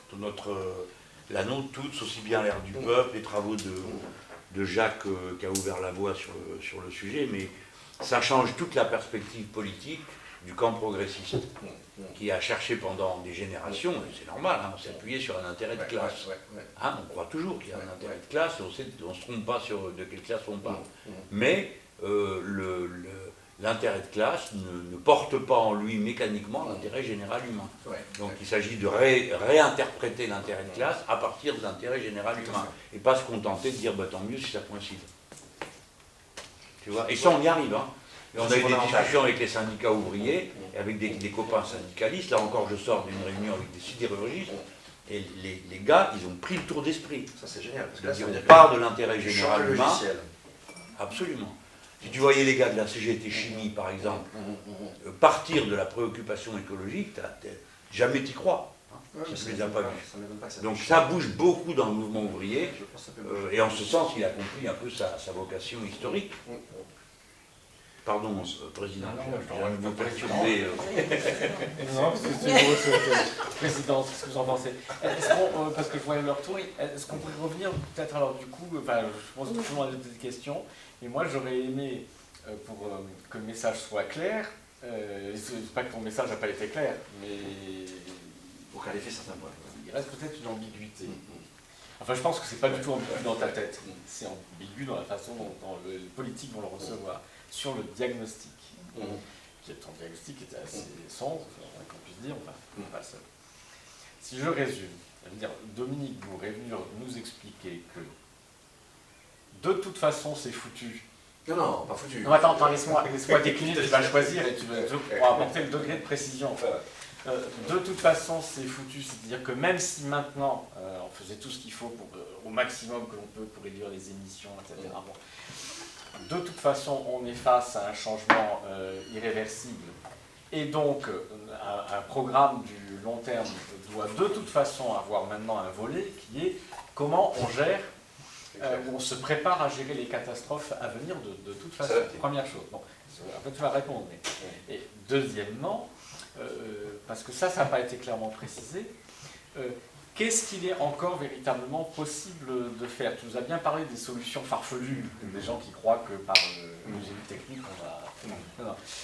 Qu'est-ce qu'il est encore raisonnablement possible de faire et d'obtenir et d'atteindre dans le cadre d'une configuration politique où on arrivera à faire avancer les choses? Parce que c'est ça aussi la question. Bien sûr. Parce que ça, Parce qu'après, on verra les questions stratégiques. Mais pour nous, c'est important de savoir si la communauté des experts et scientifiques nous dit, écoutez, vous emmerdez pas trop sur la question de savoir ce que vous allez pouvoir faire, etc. Parce que de toute façon, quoi que vous fassiez, ça va être catastrophique. Donc, parce qu'à ce moment-là, la feuille de route est simple. C'est faites le maximum le plus vite possible. Et donc votre boulot de politique, c'est pas de vous emmerder avec ce qui est possible, c'est de vous enquiquiner avec la question comment mobiliser et quel trouver l'angle d'attaque politique pour qu'on puisse de toute façon nous faire le maximum possible. Et ça nous suffit. Maintenant, s'il y a un autre message qui nous dit, et donc qui peut être utile dans le discours politique, qui dit non, si, il y a quand même des choses, des résultats qui peuvent être obtenus et qui sont tangibles et lesquels. Donc toi, c'est cette précision. C'est très clair. Ce qui est irréversible, c'est que si tu veux, nos conditions d'habitation sur Terre vont changer dans les décennies qui viennent. Ça, c'est fini. Ce ne sera pas pareil. Mais en revanche... Quand on dit dans les décennies, c'est toujours ça, il faut préciser, c'est pas dans 60 ou 70 ans, c'est dans 15 ans, c'est dans 20 ans. On voit d'ailleurs, en fait, si tu veux, une des choses qui est constante, mais il vaut mieux que ça se passe dans ce sens-là, c'est que systématiquement, les résultats ou les prédictions du GIEC sont toujours dépassés par la réalité. Tant sur un plan social, par exemple, quand on a eu les premiers scénarios d'émission, les scénarios du SRES, c'était en 1995, on n'avait pas encore la Chine telle qu'elle est aujourd'hui. Et donc les scénarios d'émission les plus noirs, qu'on pensait vraiment, ils ont été dépassés. Bon. Sur le plan de l'évolution des systèmes naturels, au début des années 2000, on pensait que le fameux passage du Nord-Ouest, il serait réouvert à la fin du siècle. Il sera ouvert dans 10 ans, 15 ans. Bon. Très récemment, de nouveaux travaux nous disent, et on va devoir absolument réévaluer la question de l'élévation du niveau des mers d'ici à la fin du siècle, nous disent qu'effectivement, probablement, il y a une dynamique très lourde dans l'Antarctique, alors que jusqu'à maintenant, on pensait que ça ne bougerait pas trop dans les décennies qui viennent. Et l'idée qu'un mètre d'élévation du niveau des mers dû au seul Antarctique, c'est malheureusement tout à fait dans l'ordre non seulement du probable, mais même du possible. Plutôt, excuse-moi l'inverse, pas simplement du possible, mais du probable. Ça a des chances non négligeables d'arriver. Bon, et vous verrez les prochaines évaluations du Un mètre d'élévation, combien de temps? À quel horizon? Ici à la fin du siècle, attends, le mètre là, ça serait simplement l'Antarctique. Tu rajoutes le Groenland, tu rajoutes la volumétrie de l'eau qui change avec la montée de la température, donc on pourrait être entre 1 et 2 mètres à la fin du siècle en fait. Alors que le GIEC nous disait maximum 60 cm il y a quelques années. N'oubliez pas que quand un rapport du GIEC paraît, ça fait 2 ans qu'il n'intègre plus de connaissances. C'est-à-dire il y a un processus d'évaluation. Il est toujours en retard de toute façon par rapport à l'évolution de la connaissance. C'est pour ça que c'est toujours très important mon histoire de 2 mètres. Collège du futur. Oui, 2 mètres c'est gigantesque. Ça ne peut pas être plus, mais ça pourrait aller jusqu'à 2 mètres à la fin du siècle. C'est gigantesque. C'est un défi énorme. Et quand tu vois la Grèce, justement, quand tu vois qu'on ruine ce pays, alors qu'il y a les banques grecques qui avaient calculé il y a 1 an, si tu veux, le coût pour eux, et ils n'en ont absolument pas les moyens. Les moyens de quoi? Les moyens de faire front, si tu veux, à l'élévation du niveau des mers. Ils n'auront pas l'argent pour les infrastructures. Il ne faut pas oublier que ce qu'on fait subir à la Grèce aujourd'hui, c'est une forme d'éthocide, c'est-à-dire qu'on va les mettre dans une position horrible. Ils n'auront plus du tout les moyens de faire face au danger. Et tu avais une étude qui était parue, je crois, il y a 6 mois, des banques grecques, sur le coût pour elles, avec une évaluation qui n'est pas du tout celle que je viens de vous dire, qui est l'ancienne évaluation du GIEC, 60 cm. Il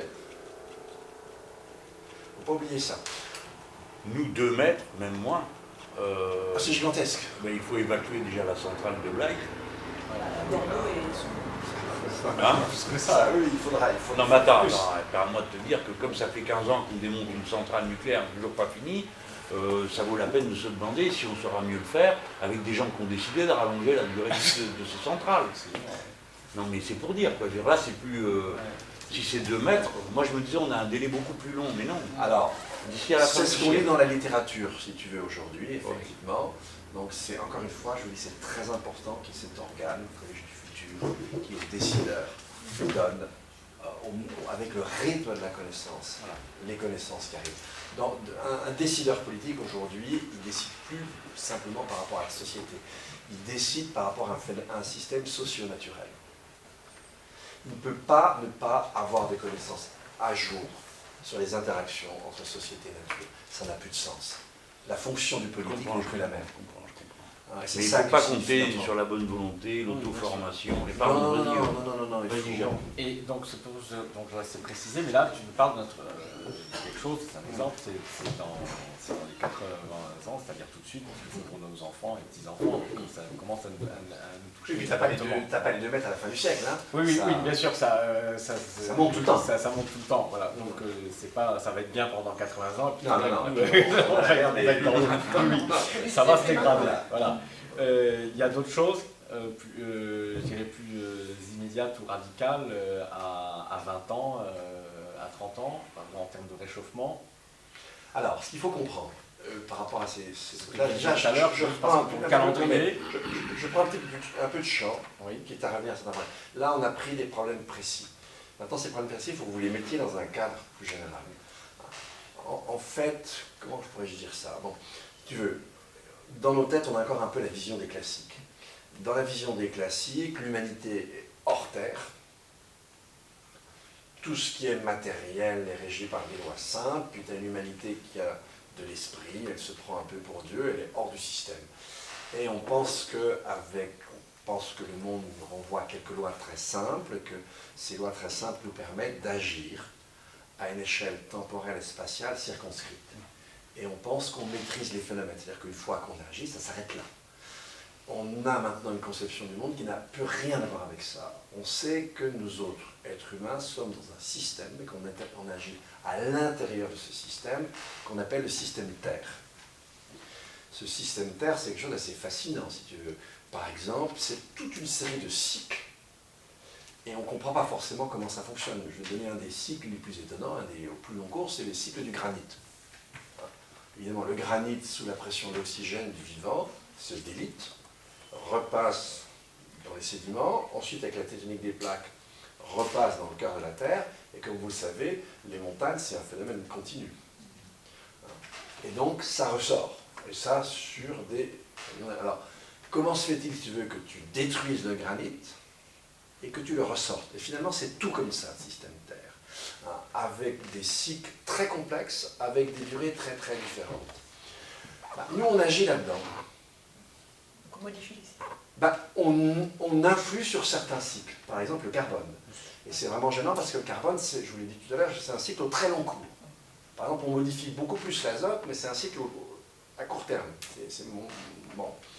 Mais bon, donc nous, on agit de manière massive, grosso modo depuis les années 50 sur ce système Terre.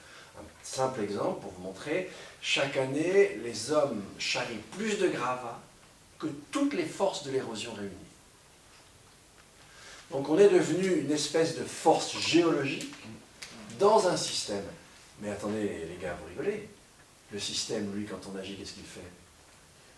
Il réagit. Et on ne sait pas toujours comment il réagit. Quand on connaît la grande ligne, le climat, on sait que ça va aller vers le réchauffement, mais quelles seront les conséquences ultimes, à quel rythme, quelles sont les autres interconséquences, etc. Très difficile à dire. Donc, nous autres humains, on est un petit peu comme des capitaines d'un bateau qui devons voguer sur une mer avec des cartes marines extrêmement partielles. Donc, s'il y a un récif, on ne sait pas forcément qu'il est là. Et puis, ce qui est le plus grave, c'est que le système Terre, c'est assez complexe. De temps en temps, on donne un coup de barre à bâbord et le bateau finit, pas tout de suite, évidemment, par aller à tribord. Pas facile de naviguer là-dedans. Alors après, tu as le docteur Fodamour qui n'a aucun problème, mais c'est totalement contradictoire avec l'idée de système Terre. Et ça, si tu veux, c'est sans doute la chose la plus intéressante. Alors, moi, je vous invite simplement sur cette histoire de système Terre, vous n'allez pas y passer plus de 20 minutes, mais lisez même pas un quart d'heure. Lisez dans le dictionnaire qu'on a sorti là au PUF, l'article Système Terre, fait par un des meilleurs spécialistes du monde. Et c'est très intéressant. Donc quoi, c'est la meilleure introduction à l'Anthropocène. C'est au PUF. Ça s'appelle Dictionnaire de la pensée écologique. Je ne vais pas faire de la pub, mais c'est un très bon instrument. Petite pub de temps en temps, ça fait du bien. Bon, mais voilà. Et c'est ça qu'il faut comprendre. Alors un système qui veut dire Dominique, quoi? supposons qu'on détruise la moitié des êtres humains. Est-ce que ça serait une solution? Ça dépend lesquels tu Du coup, c'est détruis. lesquels? C'est-à-dire, n'oublie pas ce que je te dis tout à l'heure. Je vais donner deux chiffres. Hein. Tu prends par exemple... C'est avoir un raisonnement par l'absurde Oui, non, mais... pour raisonner sur l'impact du nombre. Oui, Au fond, non, mais- peut-être que c'est l'ancienne pensée. J'essaye de Non, ramener un paramètre. Non, il existe. Alors, du coup, je précise. Hein. Je vais te donner plusieurs exemples pour le faire comprendre. Tu prends justement les flux de matière et tu regardes ça avec les individus, avec l'augmentation de la démographie. Tu prends un intervalle qui va de 1890 à 1990. Entre 1890 et 1990, la population mondiale est multipliée par un facteur 3,3. Les émissions de carbone sont multipliées, elles, par un facteur 17. Ok? Tout à l'heure, je vous ai dit... Attends, je vais noter ça parce que ça rentre bien dans ma démonstration Ah, ça, habituelle. c'est fondamental. Et je vous donne un autre indicateur. Aujourd'hui, les 10% les plus riches de la population émettent à eux seuls 50% des émissions de gaz à effet de serre. 10%, 50%. Et en fait, ces 50%, si tu veux, si tu réduis peut-être à 1%, tu vas peut-être être à 30, ou voilà, hein, c'est-à-dire plus tu vas vers les plus riches, plus seulement. C'est très facile à comprendre. Si tu veux, l'impact d'un individu, il est différent selon les paramètres que tu examines. Si tu examines le paramètre flux de matière et flux d'énergie dont je parlais tout à l'heure, c'est pour ça que c'est très important de bien distinguer, c'est facile à comprendre. Un Indien pauvre va émettre à peu près 300 kg de CO2 par an.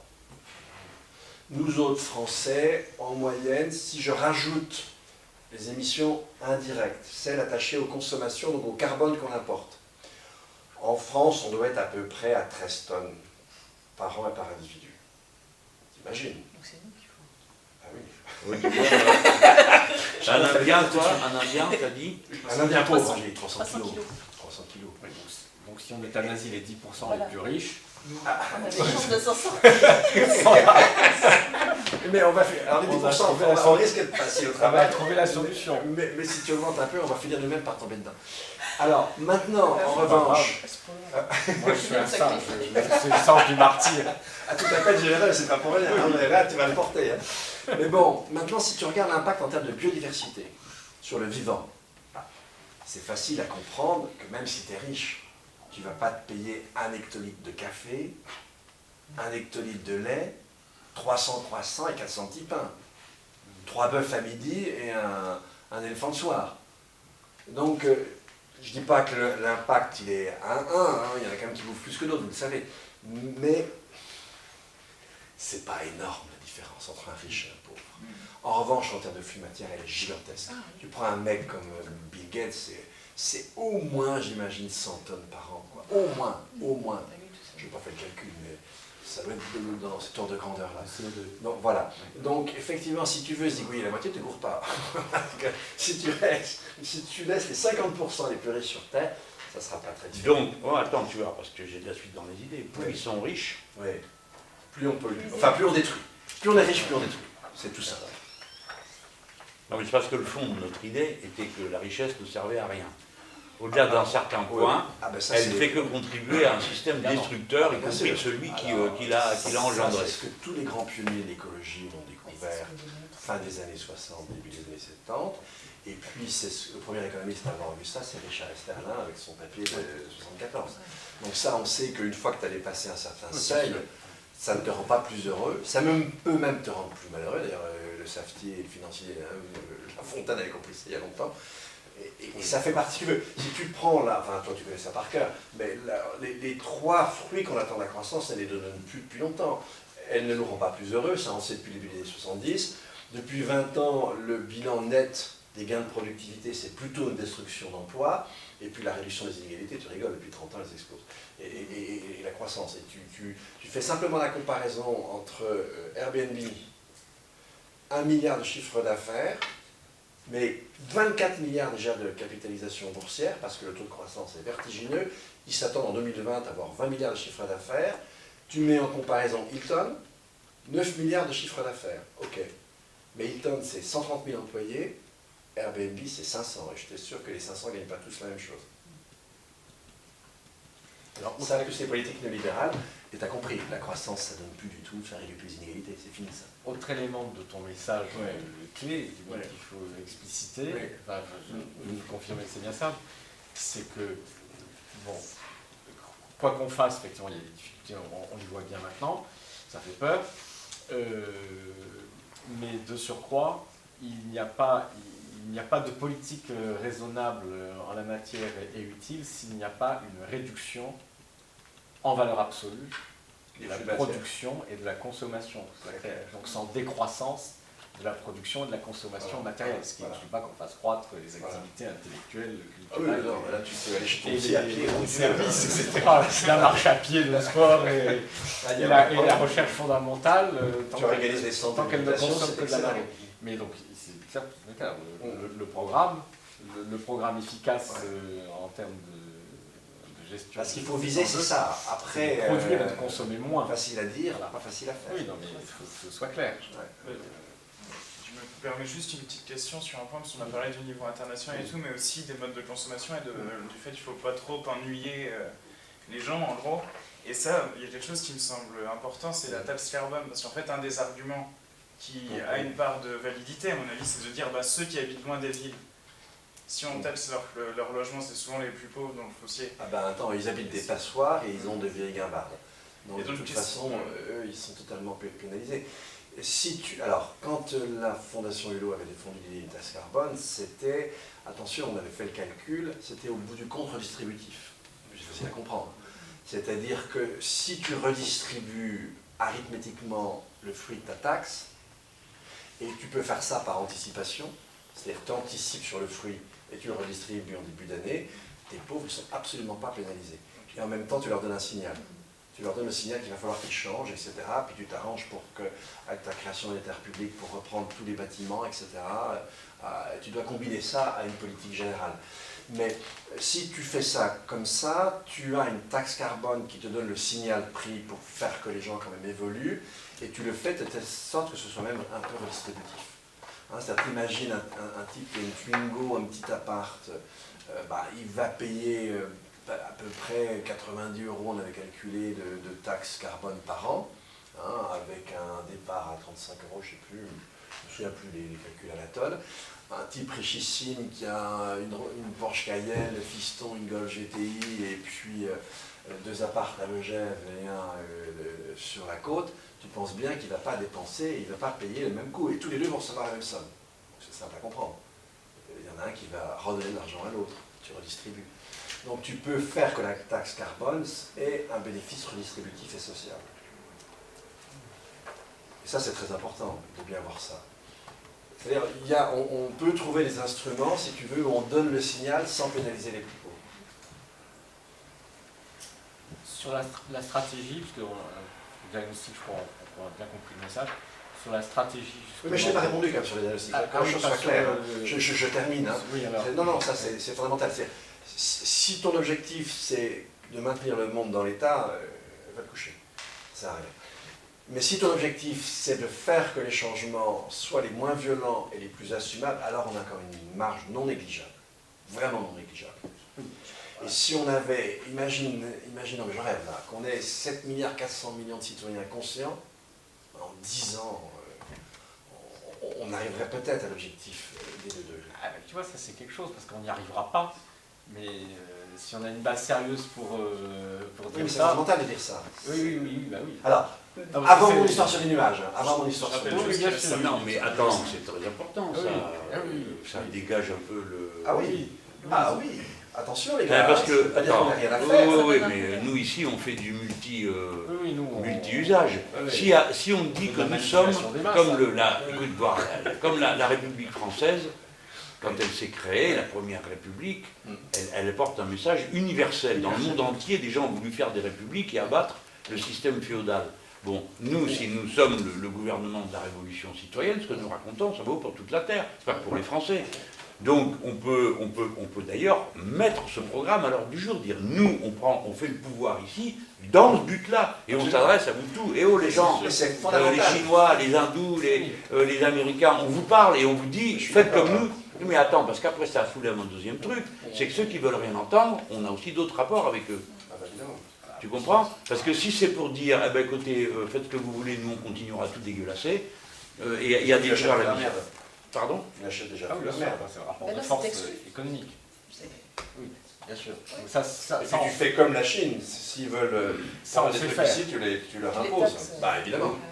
Mais les Chinois, l'Europe, ils sont- elle est conne, enfin. Des pays Ouais. comme la Chine, je veux dire, ça c'est leur cadre un peu, hein. Mhm. C'est pas les plus compliqués, parce que tu peux discuter avec eux. Ils ont un État et ils ont l'habitude d'appliquer des normes de Et puis planification. c'est un État Tandis que autoritaire, t'attends c'est- faire ça aux États-Unis d'Amérique, où tu as 51 États qui font chacun ce qu'ils veulent, et qui partent de l'idée que faire n'importe quoi est bien.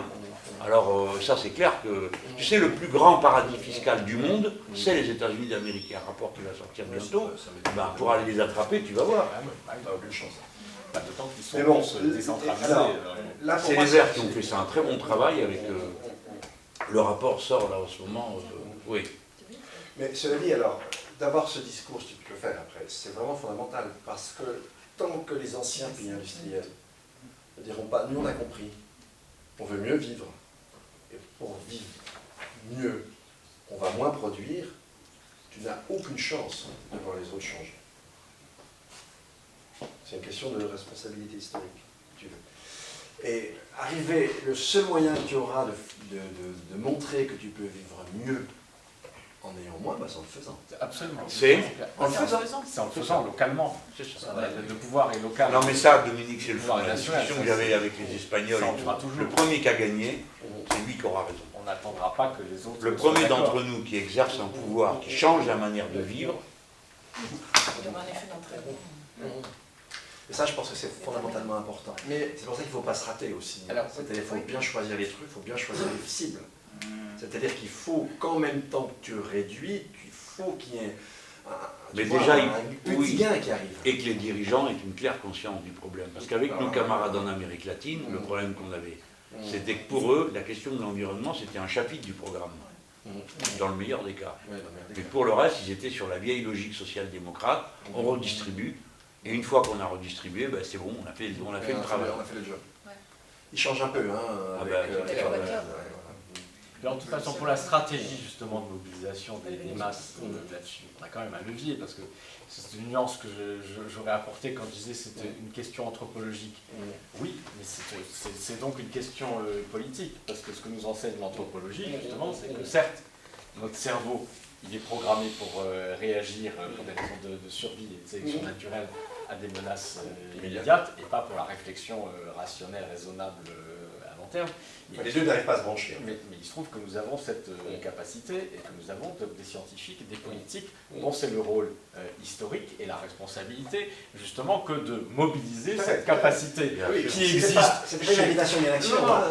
qui existe chez tout un chacun, ce que montrent très bien par exemple les conférences citoyennes ou des technos qui n'ont jamais rien étudié, qui sont de droite, de gauche ou même du Front National, finissent par, quand on les met en situation Tout à fait. situation humaine, d'avoir à être ensemble pour discuter et trancher, ils deviennent intelligents. Ils deviennent intelligents. Ah, moi j'en suis persuadé. ça Ils fait arrivent à longtemps. dépasser leur intérêt personnel pour Absolument. prendre une décision en fonction de l'intérêt Général.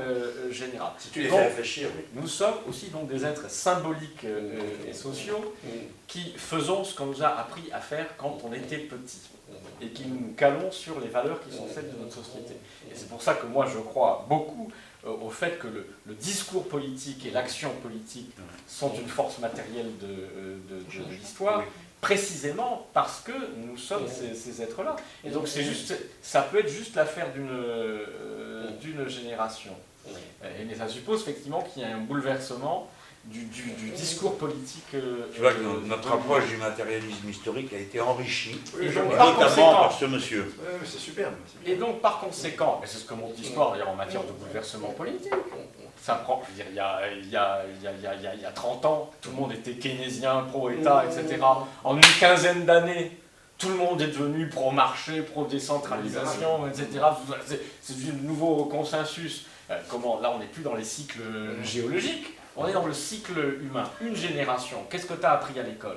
Si tu as appris à l'école le bien commun, l'efficacité de la coopération, de la solidarité, tu es un socialiste. Si tu as appris à l'école que tu es dans une jungle, que c'est chacun pour soi, tu es un capitaliste. Bon. Donc, j'ai pas d'inquiétude là-dessus. Il faut trouver, donc je crois, il faut trouver le bon angle d'attaque. Alors, est-ce qu'on peut dire que effectivement, on est d'accord, on ne mobilise pas sur l'écologie en faisant peur simplement sur les catastrophes. Mais, il faut le faire. Mais c'est pas la peur. C'est pas la peur. Donc il faut les mobiliser de manière. Alors, il y a une manière positive et triviale à court terme quand même. C'est que l'écologie, c'est le mieux vivre. Et c'est l'emploi, ce qui préoccupe les gens maintenant, c'est l'emploi. Le fait de pouvoir continuer à changer de portable, de changer de bagnole, mais c'est qui fait ça? C'est les 10% ou les 15% qui ont les moyens de changer de portable et de changer de bagnole. Les autres, ça fait belle lurette qu'ils n'ont plus les moyens, et que si tu leur dis vous pourrez plus changer de portable, et vous pourrez plus changer de bagnole, mais vous allez tous avoir une place dans la société et une activité qui en plus non seulement va vous donner votre dignité, mais une activité qui est utile pour vos enfants, parce qu'on choisit de redévelopper notre société d'une manière justement qui préserve la planète, qui prépare l'avenir de vos enfants et de petits-enfants. Je crois que c'est un motif, je ne sais pas si vous êtes d'accord avec moi, c'est un motif à court terme qui est trivial, qui a une incidence matérielle sur les conditions de vie des gens dans les 6 mois qui suivent ton arrivée au pouvoir, parce qu'il y a les choses qui vont avec. On n'a pas... Le discours est avec, ça laisse le temps à tout ce que tu proposes, qui paraît tout à fait judicieux et intelligent, de mettre en place des instances, justement, qui travaillent là sur le moyen et long terme, de diffusion, de la connaissance, de l'intelligence, des choses, etc. Il faut jouer sur les trucs. Je me demandais d'ailleurs, du coup, si ce que tu appelles l'Assemblée, ta troisième chambre, en fait, ne devait pas fonctionner un peu, justement, comme une conférence citoyenne, conférence citoyenne, au sens qu'elle est institutionnalisée, elle n'est pas épisodique, elle est institutionnalisée et permanente, c'est-à-dire que c'est une institution qui, en permanence, fait justement des auditions d'experts sur un ordre du jour qu'elle se fixe elle-même, peut éditionner par exemple les gens de ton collège scientifique, donc fonctionne en permanence comme une conférence citoyenne qui a en permanence des commissions, enfin toi qui fais ce travail. Moi je vais te dire, je suis... Ce sera peut-être le mot de la fin, ou à moins que quelqu'un veuille faire un mot de la fin. Juste deux petits compléments si vous permettez, rapide. Le mot chambre est important. Parce que le mot chambre, ça veut dire que tu le mets, tu vois, sur un plan très élevé. Et puis deuxième chose, alors là, vous savez qu'en Suisse, il y aura une votation là, le 5 juin sur le revenu de base inconditionnel. Et donc, on a fait un papier dans le journal Le Temps avec deux collègues en disant qu'on allait voter, mais qu'en même temps on était contre, pour une raison très claire. C'est que, justement, c'est ce que je disais tout à l'heure, j'ai peur que ce soit une gigantesque trappe à inactivité. Et nous, ce qu'on propose, c'est plutôt soit le système des intermittents étendu, soit l'impôt négatif, mais toujours conditionné à une activité d'intérêt général. Et du coup, tu as tout un tas d'activités dans la société qui deviennent rentables, entre guillemets. Et solvables, solvables, voilà. Et tu permets tout un secteur, mais tu passes le nombre de jeunes dans nos diplômés, mais la plupart, ils veulent aller vers ça. Tu as tout un secteur à qui tu redonnes la possibilité de vivre sa dignité, et puis sur un plan politique, c'est un sacré contrepoids. Alors que si tu les enfermes dans une trappe d'inactivité, ben, tu vas voir Rome seconde manière, quoi. C'est-à-dire des gens qui vont passer leur vie devant les écrans. Et voilà, simplement pour vous dire ça, puis on avait un petit schéma un peu plus complexe, enfin peu importe. Oui, bah alors on va te réécouter parce que ce débat-là, il a lieu dans Bah, j'imagine que vous allez faire. Moi, ce que je voulais vous dire, tous les deux, pardon. J'ai fait, comme tu sais, la tournée de toute une série d'écoles, et qui n'étaient pas les écoles où sont les enfants de la classe moyenne supérieure, traditionnellement d'idéologie de droite, par rapport à l'ancien monde. Partout, le thème de l'intérêt général humain est un moteur personnel. Je ne suis pas tombé sur des gens qui m'ont dit, oui, bon, tout ça c'est de l'idéologie. Moi, je me souviens qu'étant jeune homme, quand quelqu'un disait intérêt général, il y avait tout le temps quelqu'un qui levait la main pour dire intérêt général, intérêt du capital. Donc c'est pour dire à gauche, ça se passait comme ça. Mais là, je n'ai pas trouvé de circonstance où quelqu'un me dit c'est une vision idéologique. Au contraire, les gens disaient plutôt on est d'accord avec lui sur le diagnostic, on ne va pas être d'accord sur les réponses. Donc ça, c'est un puissant moteur. C'est déjà énorme. Oui, écoute, moi j'ai toujours, ça fait des années que je fais ça, tourner dans les grandes écoles. Donc ça, moi je suis frappé par cet aspect. Et ce que dit Jacques il y a un instant est fondamentalement juste, parce que ils ont du mérite à avoir fait survivre ce sentiment compte tenu de ce qu'on leur enseigne, qui est exactement le contraire. Et Jacques a tout à fait raison, la question du contenu de ce qu'on transmet, C'est fondamental. ah ben ouais, on ne peut plus considérer que ça c'est le libre arbitre, hein. Chacun fait ce qu'il veut. Non. Les valeurs de coopération, si on les met en avant, il va falloir les assumer en tant que contenu et en tant que régime non neutre. La République n'est pas un régime neutre, d'accord, c'est un régime politique. Voilà. C'est ces deux choses-là que je voulais vous dire. Et moi, je crois que j'ai bien aimé ce que tu as dit sur le mécanisme de la démocratie représentative. Je pense qu'on y arrivera bien si on arrive à bien signaler quelle est la conflictualité à laquelle répond la question du long terme. Et bon, ça c'est mon dernier truc à moi, c'est que le temps comme dimension d'une propriété collective émerge continuellement de toutes nos discussions. Oui. Pourtant, c'est la dimension inconnue de la politique. Jusqu'à maintenant, oui. Alors, d'ailleurs, on fait des cycles courts de 5 ans pour des élections. Personne ne se soucie de savoir pourquoi 5 ans, pourquoi pas 3, pourquoi pas 10. On nous a dit c'est plus moderne parce que c'est plus court. Et n'oublie pas l'espace, hein. On est dans une socio-nature. Oui, mais elle est entièrement faite de rythme. C'est ce que tu nous as dit tout à l'heure. Complètement, totalement. C'est l'espace-temps. Tu nous as dit que la réalité de la nature... Oui, mais nous transposons dans le domaine des idées une découverte de la science dure, c'est que l'espace et le temps sont deux aspects d'une même réalité. C'est ça que nous avons là, que nous constatons une fois de plus. Très bien, je suis très content. Bon. Merci beaucoup. Merci Dominique. Merci. Et stimulé. Bon, on va bien.